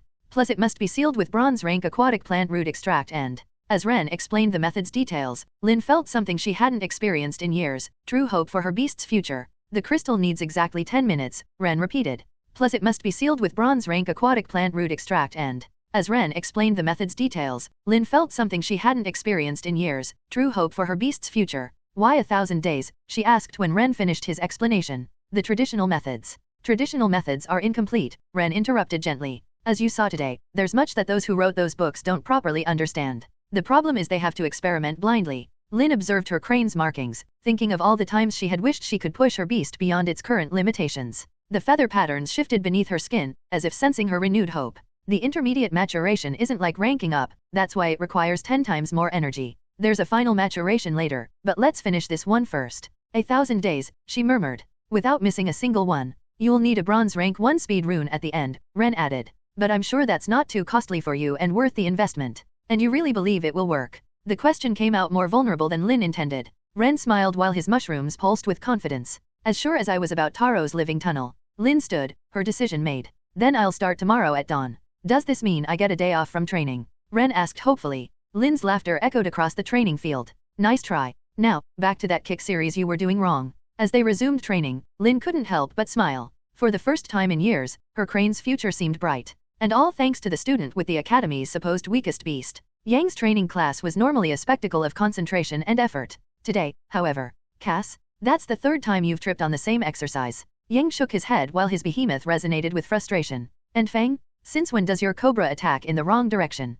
The students barely listened. Their eyes constantly followed Ren, who tried to concentrate on his exercises while ignoring the stares. Even Jin's group couldn't maintain their usual disdainful distance, stealing glances when they thought no one was looking. It wasn't a pleasant sensation. The constant attention made him uncomfortable, as if each movement was being analyzed and judged. But then he remembered Wei's face crumbling before the living crystal, Jin and Klein's expressions as they watched their influence dissolve. A small smile formed on his lips. His mushrooms pulsed with satisfaction. Han, your web just tangled with your own feet. Ying rubbed his temples. Is anyone paying attention today? Lynn, for her part, practically glowed with joy while enthusiastically correcting postures. Excellent form, Ren, she commented in passing, winking. At least someone maintains their concentration. In May's class, the situation didn't improve. And that's how economic cycles affect crystal prices. May drew graphs on the board, her voice increasingly irritated. Is anyone even listening? A paper ball flew through the air, intended to catch Ren's attention. May's vine intercepted it with a sharp movement. Enough, she slammed her desk. Mr. Pattender's alternative evolution situation will not be on the exam, but my graphs will be. Ren sank slightly in his seat, though the memory of Wei on his knees before the living crystal remained an excellent consolation. By the time Song's optional class came around, the professor found himself in a completely empty classroom. He peeked into the hallway just in time to see his usual students surrounding Ren, who had been heading to the caves but ended up trapped in the courtyard, bombarding him with questions about alternative evolutions. I suppose there's no crystal class today, Song murmured. Ren finally managed to escape the crowd thanks to Lynn, who appeared providentially announcing it was time for his special training. Not so fun being the center of attention, huh? Lynn smiled as they walked away. No, Ren admitted, his mushrooms pulsing softly. But remembering Wei's face when he saw the living crystal, that makes it worth it. Lynn laughed. Wait until you see his face tomorrow when he hands over the rune. Ren's mushrooms pulsed with renewed anticipation. Perhaps a few more days of being the center of attention wouldn't be so bad after all. Ren had barely opened the door to the room when he found Lu on his knees, holding a bronze shine crystal in his outstretched hands like an offering. I'm so sorry, Lu exclaimed nervously. I should have believed you from the start. Please accept this humble crystal as an apology and teach me the right path for my beast. Ren couldn't contain his laughter. Of course, now everyone wanted his help with cultivation. Get up, Ren put a hand on Liu's shoulder. You'll need that crystal for your own cultivation. Although, he smiled mischievously, you could bring fruit water for all four of us. Of course. Lu jumped up and practically flew to the door. Min burst into laughter as soon as Lu disappeared. Did you see his face? Like he was before an ancestral master. Don't mock him, Min, you looked very similar a few days ago. About today. Taro scratched his head, looking a bit guilty. I think I ran my mouth too much. Everyone's talking about your evolution knowledge and... It's fine, Ren waved his hand while his mushrooms pulsed calmly. It was just a matter of time. Read exclusive chapters at my virtual library empire. You should charge, Min suggested while lounging lazily. You saw how everyone is. You could make a fortune selling your methods. No, Ren pulled a new notebook from his trunk. I'm going to do something better. Better than making money. Min arched an eyebrow. I'm going to write books. Ren smiled while his mushrooms pulsed with determination. Books of cultivation techniques for everyone. So no one else has to settle for incomplete evolutions just because current records are wrong. Taro and Min exchanged looks. Wei is going to have a fit, Min smiled. The entire academy is going to have a fit, Taro added. Doesn't matter, Ren began writing, his mushrooms pulsing with steady rhythm. It's time someone corrected hundreds of years of incomplete information. Lu returned with the fruit water, finding his roommates laughing while Ren wrote the first page of what would become a revolution in beast cultivation knowledge. 9 days of frenzied writing in his scarce free time had resulted in a notebook filled with detailed diagrams and meticulous explanations. Ren smiled as he handed ecology, characteristics, abilities, and cultivation techniques for digger beetles to Taro, his mushrooms pulsing with quiet pride. I want you to be the first to read it, he said while his mushrooms pulsed softly, though it's not entirely complete. Taro flipped through the pages with reverence, his eyes widening with each diagram he found. There was information about tunnel patterns, living crystal composition, fortification techniques, things he hadn't even known his beast could do. Each page seemed to hold another revelation. Not complete, he asked without taking his eyes off the book. There's enough information here to take a good while reading. It only goes up to silver rank 3, Ren shrugged. I want to include the path to gold, but I need a bit more time to have that information. How long? Taro finally looked up from the book. Don't worry, Ren smiled while his mushrooms pulsed. It'll take you some years to reach silver 3, so I'll have plenty of time to complete it. And I only need one more day to know. Taro froze, his mind suddenly connecting the dots. Tomorrow Ren would complete his 100 days of cultivation. Tomorrow he would reach bronze rank 1. Tomorrow you're going to. Taro didn't complete the question, but he didn't need to. Yes, Ren nodded while his mushrooms pulsed with anticipation. Tomorrow I'll know. On the 25th day of the 5th month, exactly 145 days after entering the academy, Ren held the final bronze crystal, a golden mushroom and the intelligence rune in his hands. The moment he had been waiting for had finally arrived. Lu, Taro, and Min held their breath, clustered around his bed. Their beasts manifested partially, responding to their anticipation. Lynn leaned against the doorframe, apparently relaxed but missing no detail, and ensuring her student wouldn't try to escape training afterward. Here we go, Ren murmured while his mushrooms pulsed softly. He absorbed the materials and the glow was subtle. So subtle that for a moment his friends wondered if something had gone wrong. The previous days of his normal cultivation had been much more intense. This seemed almost anticlimactic in comparison. Did it work? Min leaned forward, his snake mirroring his movement. Your mushrooms seem to glow a bit more. Maybe. Lu squinted, his night bat vision manifesting. It's hard to tell if they're glowing more or if it's just the morning light. But Ren was smiling. In his mind, new evolution paths unfolded like an intricate map. He could see routes that were previously nebulous, patterns that extended all the way to. I can see it, he whispered in awe. Up to gold rank 1. The path is clearer now. But what changed? Taro asked, searching for any visible difference. I don't see any new manifestation in your beast. In my body I don't notice much difference, Ren admitted. But my spore is no longer a simple cloud of inactive tiny seeds. It's a complete beast now, a real fungus. The four exchanged expectant looks. Could you? Min made a vague gesture. Show you my beast at bronze rank 1. Ren completed the question. I suppose so. Though I don't love losing the knowledge flow from my head. Most of it is memorized already, isn't it? Lynn commented from the door. And I admit I'm curious too. Ren nodded and, for the first time in a long time, separated his spore from his body. The air in front of him rippled softly and then, it's. Lu leaned so far forward he nearly fell. A small mushroom, no taller than 5 centimeters, materialized on the bed. It had a face that looked like a chubby baby's, with big eyes and round cheeks that seemed designed to inspire cooing noises. It's tiny. Min couldn't contain himself. What's the increase to your capabilities now? Lu asked, trying not to laugh. 20% in strength and another 20% in intelligence, Ren responded with dignity. Laughter erupted in the room. Even Lynn had to cover her mouth with one hand. Taro has 60% in defense. Min held his stomach. And 30% in everything else. And this cost 10 times more to cultivate. Lu wiped tears of laughter. Any beast could eat it in one bite. Stop making fun of the world's best beast. The high-pitched voice, like a small child's, made everyone freeze. Slowly, very slowly, all eyes turned to the tiny mushroom. Did it just? Taro blinked several times. Of course I spoke. The mushroom crossed what appeared to be arms. And I'm not small. The mushroom began jumping indignantly on the bed, its cheeks puffed in an adorable pout. I'm compact, aerodynamic, efficient. The silence that followed was absolute. Beasts didn't talk. It was a known fact that they communicated mentally with their tamers, sharing sensations and emotions directly because they were part of them. Sure, there were stories of dragons that could speak, but those were children's tales. Taro and Min exchanged looks of amazement while Lu rubbed his eyes as if not believing what he was seeing. It's impossible, Lu stuttered. Beasts don't. I speak, deal with it already, the mushroom continued, its cheeks still inflated in that impossibly cute pout. Lynn was the first to recover from the surprise. Well, she smiled, this is unexpected but I suppose it makes sense. What do you mean? The mushroom looked at her with its large eyes. Why Ren always seems to know so much about beasts. Lynn moved away from the door. He has a beast that can analyze and communicate information, like a huge living library. In a very compact package, added Taro, unable to contain a smile. Stay tuned for updates on my virtual library empire. Exactly, the mushroom nodded vigorously before realizing they were teasing again. Hey. Min and Lu continued staring, alternating between the tiny talking mushroom and Ren, who smiled as if this were perfectly normal. I'm the command center of a gigantic body. It's like your brains. Do you think you're small if you only count your brain and couldn't see yourselves complete?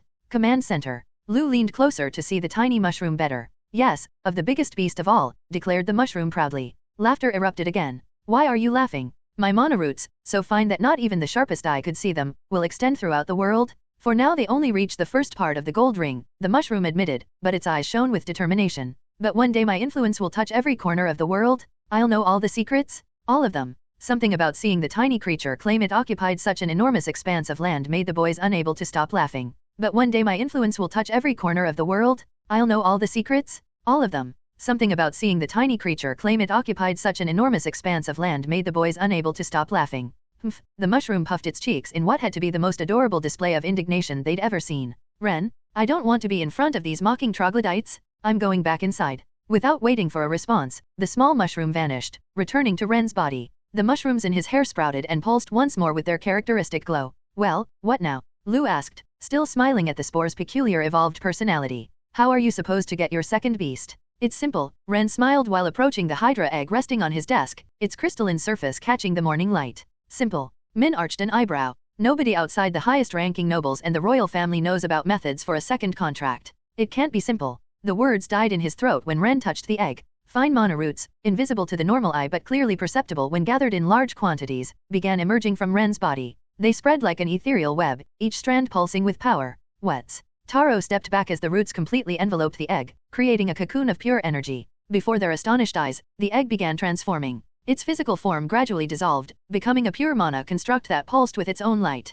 The air around it seemed to bend and twist. There was no ceremony, no rituals or magic circles like in the stories they'd heard. The egg, now a brilliant mass of pure energy, simply flowed into Ren's chest as if it had found its natural home. Impossible. Lynn moved closer to see better. That's not how. Ren's body glowed for a moment, the energy reorganizing and settling within him. When the glow faded, the mushrooms in his hair had disappeared. In their place, new features began manifesting. His teeth visibly sharpened, becoming similar to a predator's fangs. His ears lengthened and refined, taking on a more reptilian aspect. Crystalline claws replaced his nails, and scales of crystal blue began covering his arms in elegant patterns that caught and reflected light. Is that an iron rank hydra? Lu whispered in awe. So this is what it feels like. Ren flexed his hands, observing how light played across his new scales. The knowledge was correct. But Min shook his head, his snake coiling anxiously. Getting a second beast is supposed to require special rituals, potions, preparation. Only if you do it like in the stories, but we don't even know the true traditional way. Ren smiled, his new fangs gleaming.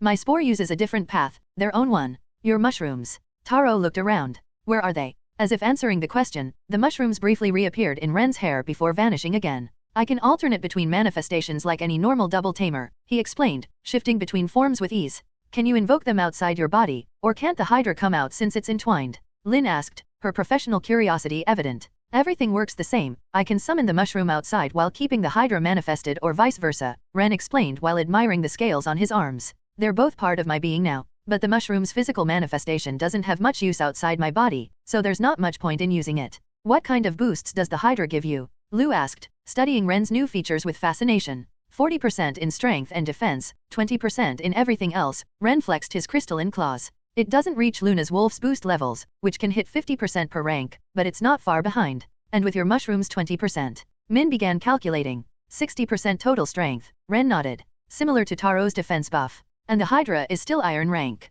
Lynn approached. Her expression had turned serious, her crane's feathers ruffling with concern. Your next chapter is on my virtual library empire. Writing theories that challenge 500 years of knowledge is one thing, she said quietly. But being a double tamer, that's more complicated than you think. Ren looked at her curiously. Why? Because only the highest-ranking nobles and the royal family are supposed to know the method. Lynn crossed her arms. And they're quite protective of that knowledge. The other boys exchanged worried looks, their beasts manifesting slightly in response to their anxiety. I recommend you don't manifest the hydra for now, Lynn continued. At least until we find a way to handle this. Did you tell Julius anything about this? No, Ren shook his head. I didn't discuss this with him. Maybe you should next time you see him, Lynn nodded. I've known Julius since we were children. He's trustworthy. But his siblings. She made a significant pause. They're another story entirely. What do you suggest? Ren asked while his scales slowly faded. Let me talk to someone first. Lynn moved toward the door. There might be a simpler solution that doesn't involve having powerful people asking you questions you shouldn't answer right now.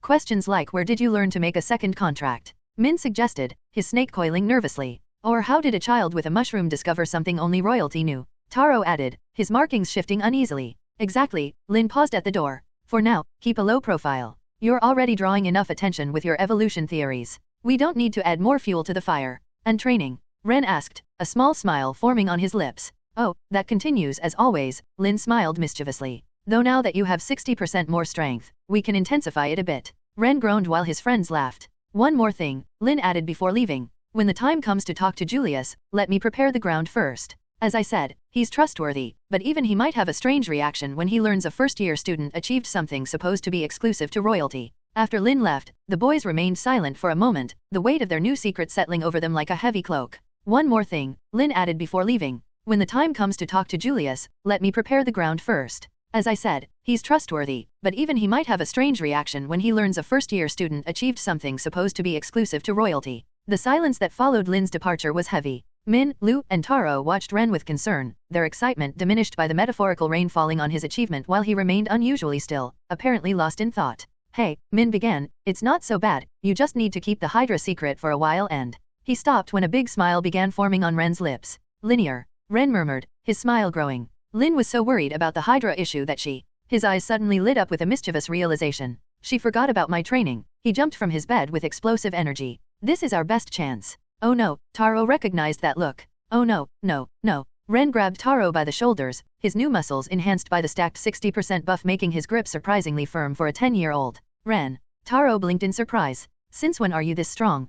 50% extra strength increase. Lu reminded him. Ren practically glowed with excitement. This time we don't need an elaborate distraction like last time. Last time. Min narrowed his eyes suspiciously. I wanted to start gathering materials for the Hydra and my world mushrooms next level, but they'll have to wait. We need to seize this morning. Ren was already dragging Taro toward the door. The ruins await us. Wait. Taro tried to resist, but Ren's new buff made it surprisingly difficult. Shouldn't we at least discuss what you want to do, or? There is no time to talk. Ren was already running down the hallway, dragging a resigned Taro by the arm. Lynn could remember about our training at any moment. Min and Lu looked at each other for a moment. Should we? Lu began. Follow those idiots before they get into trouble. Min sighed while his snake coiled nervously. Probably. In territory. Morning light barely illuminated the path when a figure crawled out of a mine. Its anthropomorphic silhouette was grotesque. Where arms should be, two enormous scorpion pincers moved erratically. The guard at the entrance noticed the movement and raised his lamp, tense and prepared to face a threat. The light revealed a disturbing sight, a man covered in dirt and dried blood, his uniform in tatters. The guard's initial tension dissipated upon recognizing the characteristic marks on the uniform of a abyssal soldier, though he'd never seen one in such poor condition. Registration, the guard asked automatically, following protocol despite the obviously abnormal situation. I need to note the materials that. The scorpion pincers vanished, revealing stumps where the man's arms should be. His bloodshot eyes tried to focus on the guard before his body finally gave out. The soldier collapsed at the entrance, his last incoherent mumblings about lost cores and stolen eggs. It's Hagen, the guard shouted. The Abyss cartographer. Other guards near the entrance came running. Few people in didn't know Hagen, the man who had mapped the depths longer and across greater expanses than anyone. His maps had discovered dozens of new mana veins for the city in recent years. Bring a healer, another guard was already running toward the emergency post. And notify the captain. Transport was complicated. They didn't want to cause more damage. When they finally reached the infirmary in the city center, the head healer was already waiting. Enjoy exclusive adventures from my virtual library empire. By all the healer stopped upon seeing Hagen's condition. What in hell happened here? The damage was extensive, not just the lost arms, but massive internal trauma suggesting he'd been crushed and beaten multiple times. When Hagen finally awoke, his first instinct was to reach for his bag, only to find himself moving a bloody stump. Right. He tried with the other arm, achieving the same pathetic result. Damn it, he muttered, concentrating to manifest the hippogriff's claws. The transformation was painful, his beast as exhausted as he was. The claws weren't the best hands now, they were clumsy, designed for tearing, not fine manipulation. Though they were better than the pincers. After 3 frustrated attempts to reach his bag, Hagen let out a curse that would have made a sailor blush. Mr. Hagen, the healer rushed in. I need to administer more treatment. The damage was too severe to heal in one session. My mana wasn't enough to heal everything in the first round. Hagen tried to wave his hand dismissively but with his claw, only succeeded in knocking over a tray of instruments. He rolled his eyes, frustrated by his new clumsiness. He sighed heavily, concentrated, and moved his claw slowly. He felt his bag, confirming he still had what he needed. About your arms. The healer began cautiously. I'm afraid we have no way to. Don't worry about that, Hagen interrupted. Soon it won't be a problem. A familiar laugh resonated from the door. Won't be a problem? What are you planning to do? Grow new arms. The East Zone supervisor entered, followed by the guard who had found Hagen. The smile on his face froze upon seeing the damage to his body. Hell, Hagen, you look terrible, he whistled. Did you run into the king of Yeno or what? Hagen let out a laugh. The king? No. From what I heard, if it had been the king, I'd be dead. He straightened with difficulty. This one, he raised his left stump, I gifted to that director Ignatius when I tried to recover the first egg someone stole from me. And this other one, he raised the right, was a farewell gift to the prince when I tried to save the second egg. The eggs. The supervisor frowned. The ones you were supposed to find in the deep zones. You see, Hagen told him most of what had happened. Why the hell did you leave the depths? Because I'm a proud imbecile, Hagen rolled his eyes. A stubborn idiot who wouldn't accept to lose what was lost. Hagen sighed, making the hippogriff's claws disappear and raising his stumps. But I learned my lesson. The castle of Yuno was an imposing structure carved into living rock, its corridors illuminated by crystals that pulsed with a sickly purple glow. The very air seemed heavier here, weighted with power and secrets. 2 guards practically dragged Hagen to the throne room, his bandaged stumps contrasting starkly with the elegance of the place. Each step echoed ominously through the ancient halls. The king of Yuno awaited, his neon beast manifesting as a horn that his crown accommodated perfectly. When Hagen finished most of his report, the king's eyes, normally calculating, burned with barely contained fury.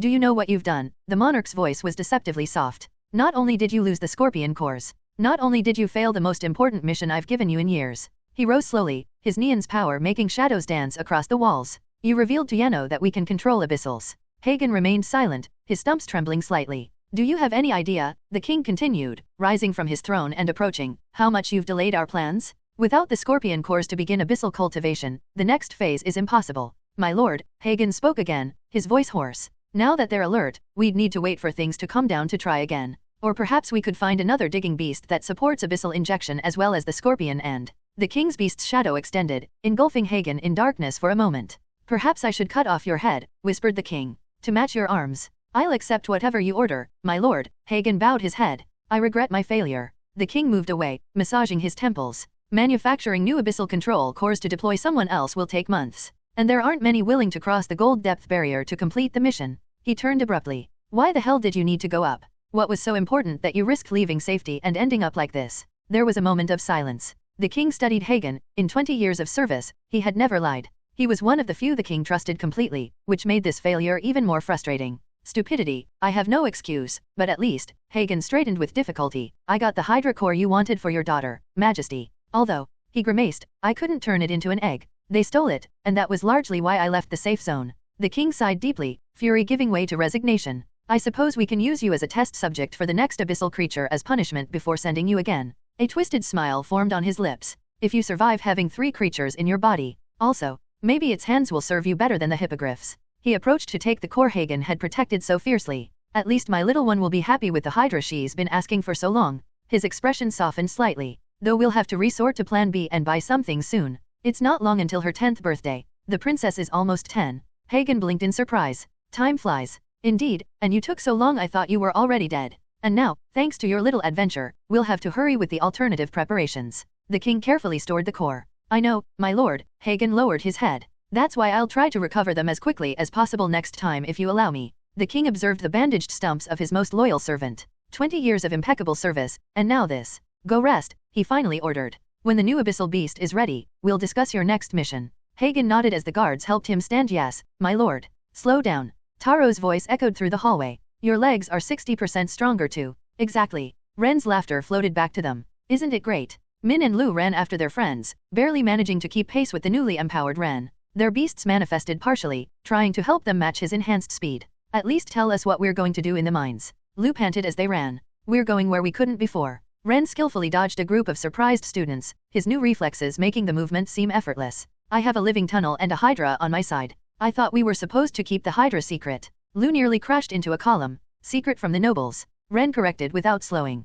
Not from the mines. Isn't that dangerous? Taro asked while bouncing behind Ren like a puppet. Not if they don't catch us. Ren laughed, clearly enjoying his new capabilities. Min and Lu exchanged another look while continuing to run. A normal Ren was troublesome enough. A Ren with strength buff and avoiding training. There are ancient ruins under the school. Ren explained while running, his excitement infectious despite their reservations. This day was going to be interesting. Harold observed Klein strike the training post for the 100th time. The kid was throwing movements, more aggressive but equally inefficient as before. Each impact sent vibrations through the ground that his mole beast translated into clear pictures of frustration. His mole stirred beneath his skin, like laughing.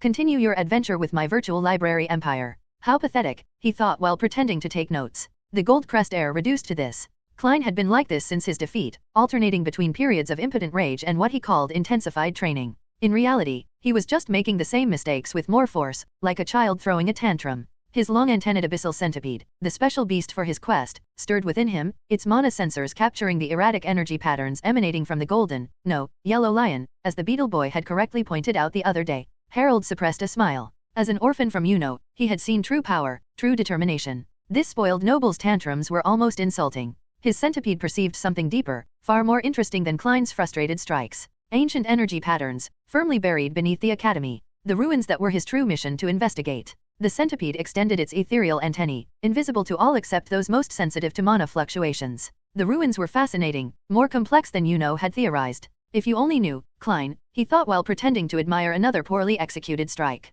that your new assigned companion is a double tamer, sent not to watch you, but to uncover secrets your traitorous family wants to share with If you only knew, Klein, Harold thought while pretending to admire another poorly executed strike, that your new assigned companion is a double tamer, sent not to watch you, but to uncover secrets your traitorous family wants to share with The mole was perfect for detecting physical structures, excavating the tunnels and chambers. Its sensitivity to underground formations provided a living map of what lay beneath. The abyssal long-antenned centipede, Uno's latest experiment in detector beasts, could perceive mana patterns in ways other normal beasts couldn't even dream of. Its ethereal antennae could trace the faintest energy signatures through solid rock. Together, they formed the perfect exploration team. And while Klein obsessed over his wounded pride, Harold could continue his true mission without raising suspicion. Stronger.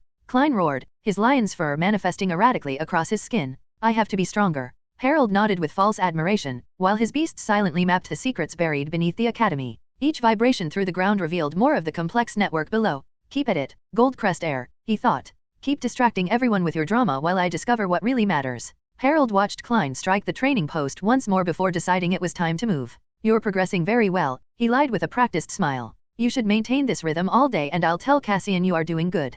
Klein barely grunted in response, too absorbed in his intensive training to notice his supposed guardian's departure. The mole beneath Harold's skin vibrated slightly as he walked away, detecting another student's movements several corridors ahead. His abyssal centipede confirmed the mana signature, undoubtedly his companion. Minutes later, Harold walked side by side with one the others, spies, another student from his same class. To the casual observer, they were just two classmates chatting casually. Did you find an entrance? Harold asked quietly, his beasts constantly scanning the area for witnesses. The other spy nodded, guiding him toward a rarely frequented section of the academy. The air grew colder as they descended toward what appeared to be an underground storage area. This section has a ton of food stored for iron rank students, his companion explained as they went down. Mainly old grains and cheap preserves. Harold noticed the dust accumulated in the corners. Doesn't seem very used. Or cleaned. That's the point, a smile formed on the other spy's lips. Who would steal low-rank food in an academy full of rich people and nobles? This food is a punishment to make them want to rank up. Most of the time they don't even watch this place.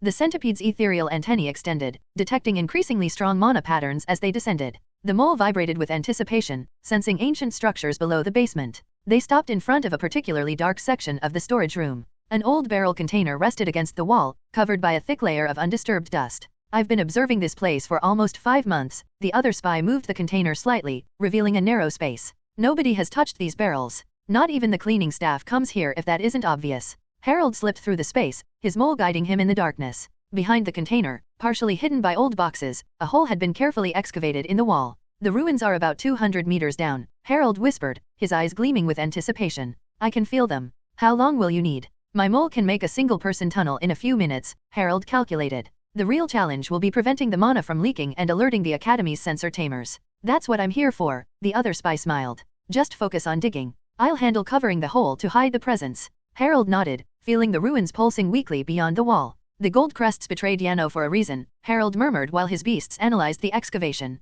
Whatever's down there must be more valuable than Imagines. Soon they would discover exactly what was important enough to risk everything. There are ancient ruins under the school, Ren explained while running, still dragging Taro like a kite in his wake. Ruins. Min had to raise his voice to be heard while trying to keep pace. How do you know? I can feel them. Ren turned a corner without slowing. From the caves to the academy there's an impenetrable crystallized mana wall surrounding them, that, everyone probably thinks as part of the natural cave structure. Slow down. Lu almost collided with another student. What does that have to do with wanting to escape training? There are leaks. Ren grinned while his mushrooms pulsed briefly. From the school I feel strange sensations in the mana.